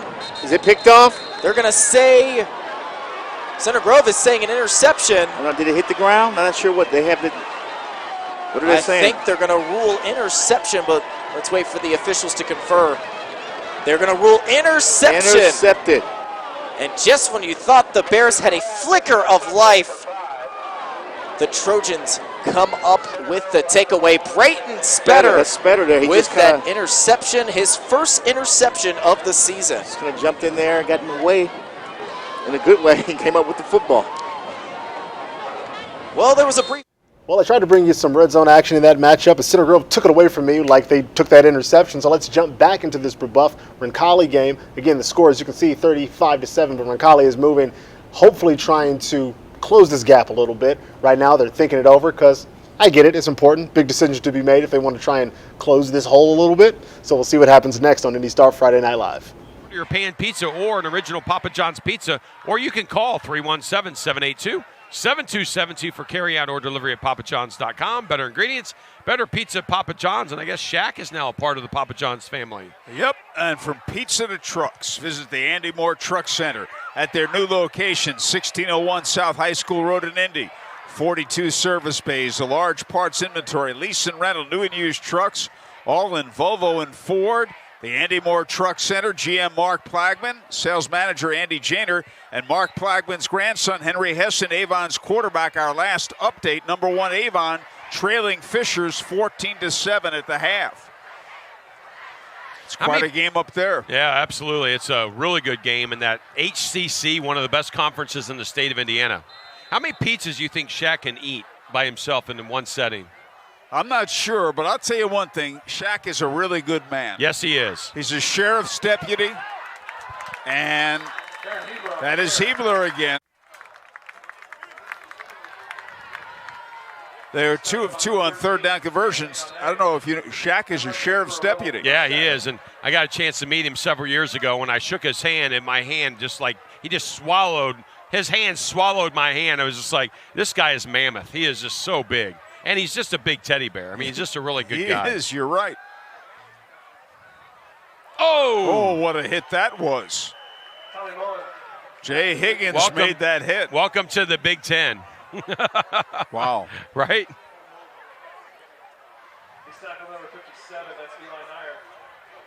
Take a look at Higgins here, number 44, as he waves to the camera. Watch this hit right there, number 44, bam. But beautiful hit. He did not use his head. He threw his shoulder into the shoulder of Tommy Mullen. Great tackle. It's textbook. Yep. Little flip pass out to Chris Parrott. He did not get out of bounds, and the tackle made by Andrew Pickett. It's good moves over there by Parrott for sure. Elude a couple defenders. There's number 11 over there having a really good year so far. 10 receptions, 101 yards. Last week he had 4 receptions for 53 yards. Under 2 minutes left, third quarter.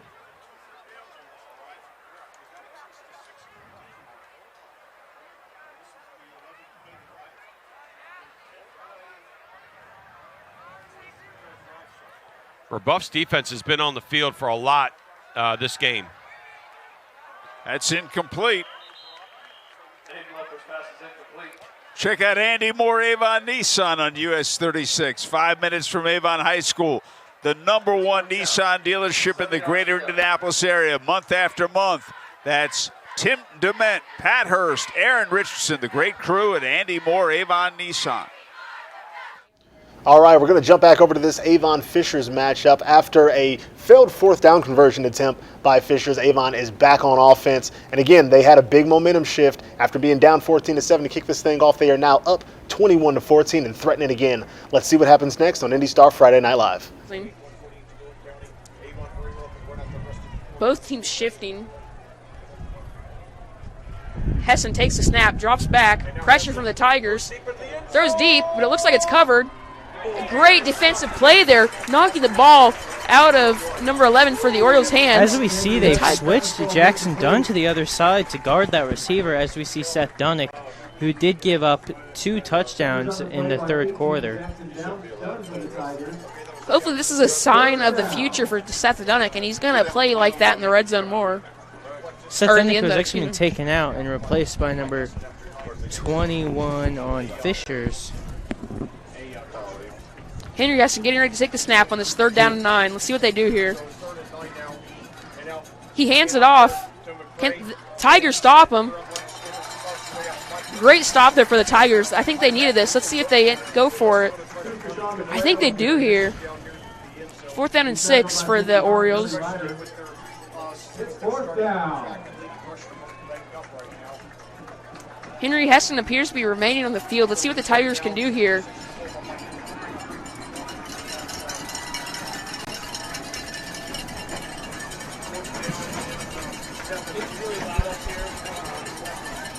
Henry Hessen with the throw.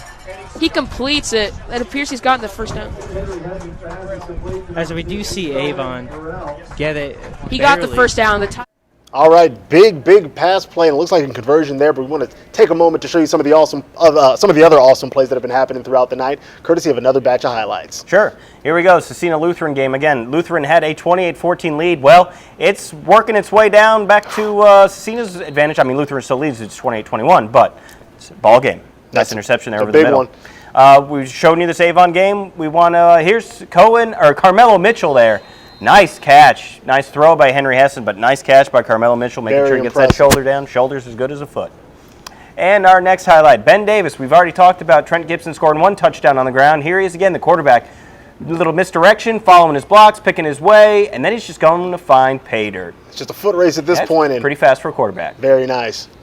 All right, well, we're going to throw it back to the Avon Fishers game, because why not? And I've got a frog in my throat. Yeah, we're going to check that out again. Thanks to our IndyStar Friday Night Live team for bringing us all those highlights. So we're going to jump into some more live action. Avon Fishers, 21-14, Avon's advantage and their opportunity to pile on. Let's take it away with the call. Snap here, run it up the gut, but he stopped, but I think it's still enough for the first down. That's the end of the quarter here. We're going to go on a quick break. The Notre Dame commit just got a nice pancake on 49 in Willoughby. We're going to now take a break until the fourth quarter resumes with more Friday Night Lights action. All right, as that winds down in that quarter, we're going to jump back over to Whiteland and Martinsville. Again, this one having a big shift in momentum with Whiteland now on top 20-16. Let's see what happens next and if Martinsville can answer back. I expected more points in this game. I know it's 2016 and you're saying that's points. Plenty of points. But these guys, when they play, they combine for about 70. So this fourth quarter might get interesting. Oh, it already has. Let's see if they can run up that score like you just promised me. I did.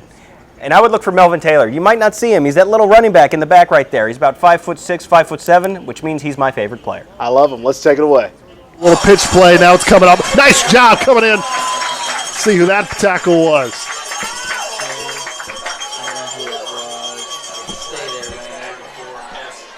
And I think that was Hess, number 34 again, who made a nice play. And he's had a few of those plays. So now you've got third and 12, maybe got a yard on that.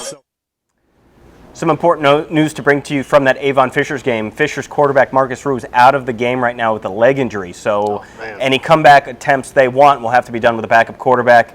They have weapons on offense, but losing your starting quarterback always going to be a big blow.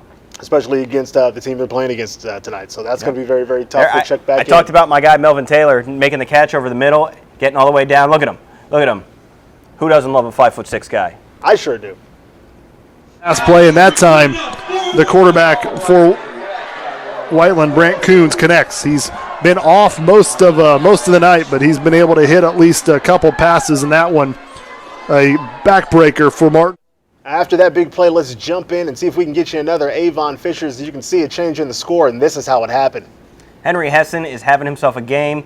Camera works a little neat. There you go, another touchdown. Nice catch. I think that's Carmelo Mitchell again, and if so, that's his third touchdown catch of the day. And he's been lighting it up. That connection has been really hot today, and this Carmelo's still playing, and they want him on his team, unlike the other Carmelo. We're not going to get into the other Carmelo, so score there, but we're going to jump back into some more action right off that touchdown again, 28-14 in that game. So again, back to Whiteland, Martinsville. Let's see if someone can impress like Avon just did there. Let's take a look. Now, because of all the injuries, he's actually one of your better defensive players, and he was the one that was having to fill in the running back position because of all the injuries. Now, hopefully, you hope it's just a cramp. The way that the athletic trainer is treating that, hopefully it's just a cramp and nothing more than that, because at this point. All right, looks like they got a player down there, so we're going to jump back over to some action here between Zionsville, HSE. Score hasn't changed. Situation still not the greatest for Zionsville, 28-7. Let's see how they can respond. Phillips in the end zone, making a good catch, and like we said, probably would have been better field position-wise to let that one go incomplete, but 2 interceptions for the Royals, both of them. You'll take it, though. You'll take it. Absolutely.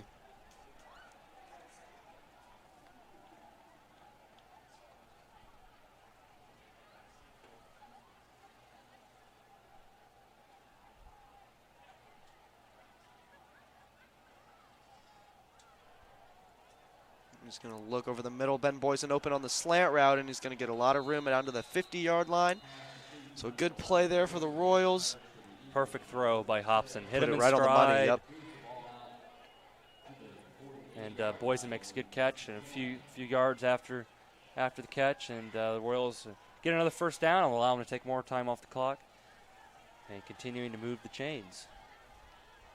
And just what a great performance it was in the first half, and obviously the Royal offense hasn't been as potent here in the second half, and obviously let up a pick six, but still overall so far just a great game for them, and just great job for the Royals in general all over on both sides of the football. Chase Alexander's going to take the snap, and he's got a little bit of room out, and he's running hard, and it's going to be tackled right at about the line to gain. Let's see where they mark it.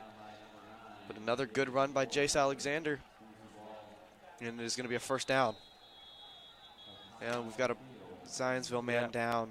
Yeah, he probably just got caught up in that pile, but never like to see that. And all right, jumping back over to this Whiteland-Martinsville game, score still 20-16, and in the fourth quarter, 7 minutes left. Let's see what happens next. Stop the game clock, and now we're rolling. I think the clock just needed to be adjusted. It has been. So here we go.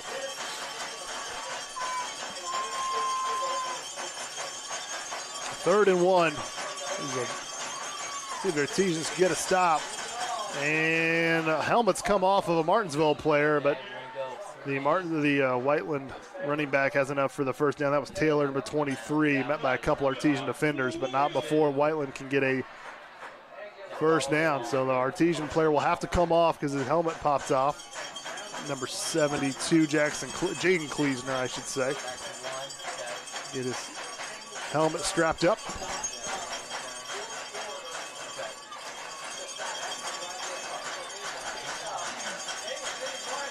So still 22-16. I mean, it's still a one-score game. If the Artesians can just force a turnover, get a stop here, keep Whiteland out of the end zone, up the middle, and it is once again another big first down run by Whiteland. And that's pretty much been the story in this second half.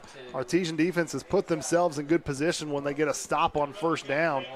But Whiteland has got some score updates for you. A really interesting one on the north side. Carmel is losing to North Central 10-7. Again, North Central beat Center Grove last week. They stumbled to start the season, but they are really finding their footing. Ben Davis leads Lawrence North 35-14 in that game. What do we got? Brownsburg leading Westfield 34-7.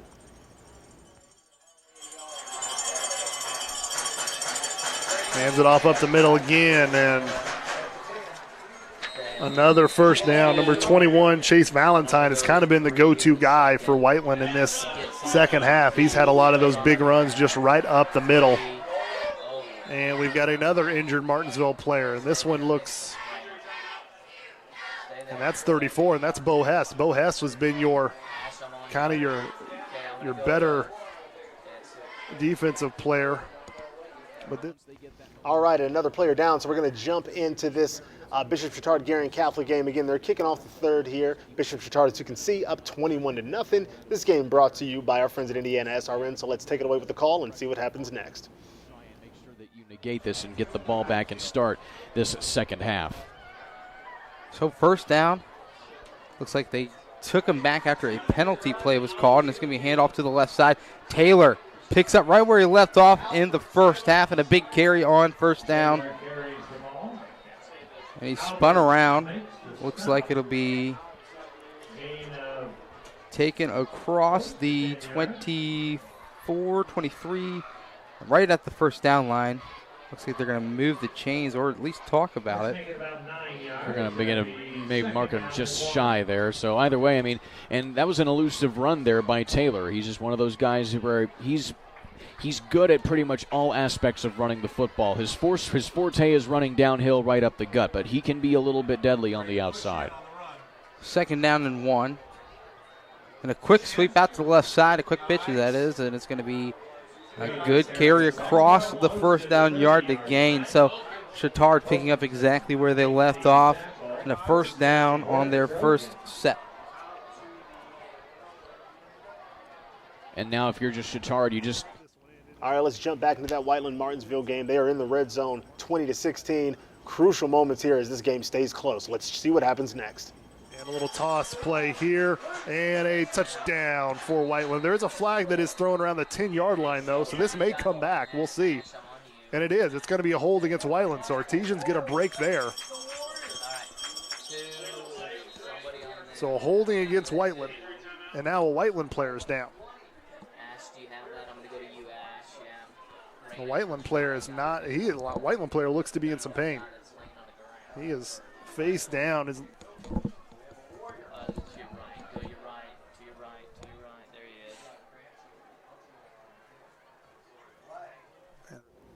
All right, going to jump back into the Center Grove Lawrence Central game. Still 21-0. Center Grove still with possession and moving down the field again. Let's see what happens. It's that Patton and Eric Moore wishbone or wing T offense. It is working tonight. It's perfect to wind down the clock. I mean, it's served them well for years, almost more than a decade by now. They've been running that wing T, so tough to stop. Yeah, looks like this is going to be out of reach for Lawrence Central. Yeah, and dropping a 1-5 is tough, but again, I said they're sectional. They will be competitive with those teams in the sectional. It's LN, LC, NC, and Warren. Now that's 4 capable teams, but no game will be a blowout in that sectional. Absolutely. On your home field. Well, you know, they've got injuries. I mean, let's just face facts here. Their starting quarterback is not here. I doubt if they would have been shut out if they had Graves on the field. But the fact of the matter is, football's a team game. Next man up. It just didn't happen tonight. Just wasn't, in the cards tonight. And again, Center Grove is going to walk out of here with this victory, as we see the defense come on the field for the Trojans, and we'll see the Bears offense for one last time tonight. All right, we're going to jump back into this tight matchup between Whiteland and Martinsville. Again, score still sitting where it is, but red zone action. Got to hold a new field goal for Martinsville. Can't let them get in the end zone. Well, they are marching. I thought he was about to just go walk into the end zone. He almost did. Yeah. Let's see if they can make it happen. Big first down run by Whiteland, and Artesian defense in this second half, just no answer for the Whiteland running game. Had a lot of answers for it in the second half, or the first half, I should say, but so the ball will be at the 8-yard line of the Artesians with the clock running just about ready to hit 4 minutes here in the game. And Whiteland, like I said, if they score, it's going to be a tough mountain to climb to get back in this game. You're going to be looking at a quick touchdown and an onside kick. Let's see if the Artesians can force something. And it's going to be just shy of the end zone. That's going to bring them a third down. 3rd and 1 probably. Yep, so 3rd and goal from the 2-yard line, I should say.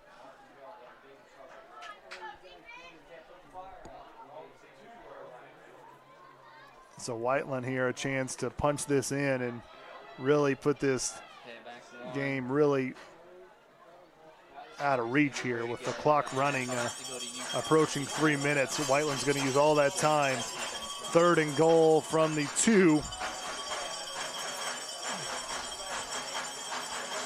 Hands it off from the outside. See if our teams can string it up. And they do. They get a stop. They actually hit the our Whiteland runner and hit him, send him backwards. Jacob Burkett in there on the tackle.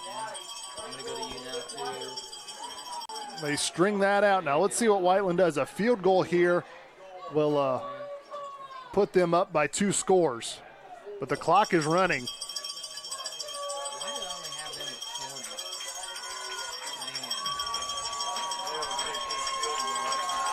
So they're going to let the clock run. I know they're going to let it run down. The play clock's at 10, so I'm guessing Whiteland, Coach Fisher will call a timeout. We'll have about 2.5 minutes left to go in the game. And they will. Coach Fisher calls a timeout, his first of the half. There's 2:31 left to go in the game, 22-16. Whiteland, the ball is at the 4-yard line, so if you trot out your field goal kicker here, you're looking at about a 20-yard field goal. And that would put up Whiteland 25. All right, so still trying to make it happen there, but we're going to take a moment to give you some more highlights here on IndyStar Friday Night Live, presented by Bath Experts. Sure thing. Well, we got a Lawrence North pick 6. Jeremy Lee right here. Now, Ben Davis is winning the game, but Jeremy Lee is going to take this to the house. He's going to get an extra slice of pizza when he gets home. Because look at this. Whoop, whoop, He's going to go run 70 yards, so I can't whoop all the way 70 yards. But he's got that kind of breath control. Heck of a move, heck of a score. But it's Ben Davis's night, not Lawrence North's. All right. And again, that's first highlights. We actually have more to come, but I'm getting word that we're going to have to jump back into some game action because we have, well, actually, you know what? We're not going to jump into game action. We're going to stick with more highlights. You know, live TV is fantastic. Here we go. Avon touch that pass we've been showing it to. Henry Hessen the touch. Carmelo Mitchell the touchdown. I like it. I love it. What else we got? We got one more. We got one more, and it's a Lutheran interception right here. Cecina was trying to get back into the game. Nice stepping in front of the pass there. Is he going all the distance? Is he going? Now he's just going to run out of bounds. You want to know why? Because that means they can run out the clock. 20-yard field goal roughly. Kick all right, is so back up. into the action now. Here's that big field goal attempt. Is it good? Good. Yep. It is. So it's going to be Whiteland a kicker 7-point Whiteland lead with his them job a little bit close to, what, 3 minutes left for the Martinsville offense. And if there's any team right now that can put up points, it's going to be Martinsville. Xavier Tonitis, I've mentioned it, he is a high-octane quarterback. That was a real big stand from the Martinsville defense. Definitely. So again, taking advantage of that red zone opportunity, not letting any opportunity go away. Field goal will work. So we're going to jump into some more action in another game that is still competitive, but not so much anymore as Avon continues to run up points in this matchup with Fishers, 35-14. Again, this one started off with Avon down 14-7. It was 14-7 at halftime. Now you look at that score, 35-14, and you realize why Avon is the #1 team in the state. And again, Fishers no slouch. You mentioned their fantastic defense. And they are, again, number 9 in 6A. Their defense now on paper was great, and they have some good players. Jeffrey Brown is fantastic, linebacker for them. But their schedule got a lot harder with Brownsburg and Avon back-to-back weeks, and you're seeing that right now. And again, Fishers with their backup quarterback in, this is a tall task. It really is. And the Avon defense is just going to pin their ears back and get after them. Absolutely. Let's see if they can rise to the occasion. Marcus sure got that 5-yard pass in through a very small window. On the reception, but I'll tell you, Avon will let, that was a 5-yard gain. Avon will let Fishers have all the 5-yard gains they want because, you know, the Tigers will not be able to get back into the game that way.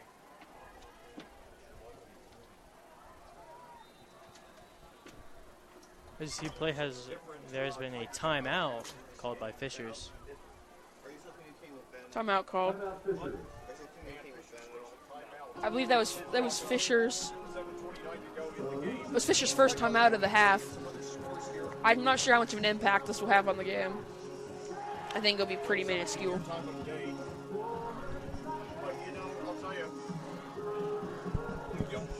See what the Tigers try and do here. I don't think there's any chance of making a comeback, but they can continue. All right, so we're going to jump back into the studio here at IndyStar Friday Night Live, presented by Bath Experts. Week 6, unfortunately for us, is winding down. But again, been another great week of football action here, courtesy of not only our sponsors, but all of our awesome network partners who are bringing us these games, helping us bring them to you wherever you are. So big shouts out to them and everyone on the IndyStar Friday Night Live team for collecting those highlights and making it happen behind the camera. It sounds like we got some more score updates from around the area. We do. The game that's really the game of the night for everyone is got to be Franklin-Mooresville. It is 42-42. It seems like every time one team scores, the other says, not so fast, I'm going to score right back with you. And again, that's a 5-0 Franklin team against a Mooresville team that just 2 weeks ago was ranked #1 in 4A. So that is a huge game. Tri-West leads 28-20 over Lebanon. Avon, we showed that 35-14, and HSC handling Zionsville 35-7. So the Royals have righted the ship, and they are saying, hey, don't forget about us in that sectional up there with Carmel and Fishers. Absolutely. And I also want to take a moment to shout out all of our network partners like I always like to end things with. So thank you to Fisher Sports Network, the IHSAA Champions Network, Southeastern Sports Network, Indiana SRN, the WHMB TV 40, the MIC Network, who is bringing, of course, the MIC Network Game of the Week that you can watch in its entirety on IndyStar.com each and every week, and MHS Rewind, that student program that has been making it happen for us all season long. So thank you to everyone there. And a little programming note, make sure you can get all the highlights, you can get all the wrap-ups, all the box scores, everything you like, all the stats at IndyStar.com/sports. And a little programming note as well, I wanted to make sure you guys are on the lookout this weekend and on Monday in print for a great story. Kyle Nedrip, our high school insider, got in the car, went on a little bit of a road trip out near the Illinois border. He is doing a game, or he's covering the game of Park Heritage, who was 5-0. That is a consolidated school from 2 years ago. 2 small schools coming into a little bigger one, just turning heads, really doing a doing a great job this year. So Kyle will have a great story there.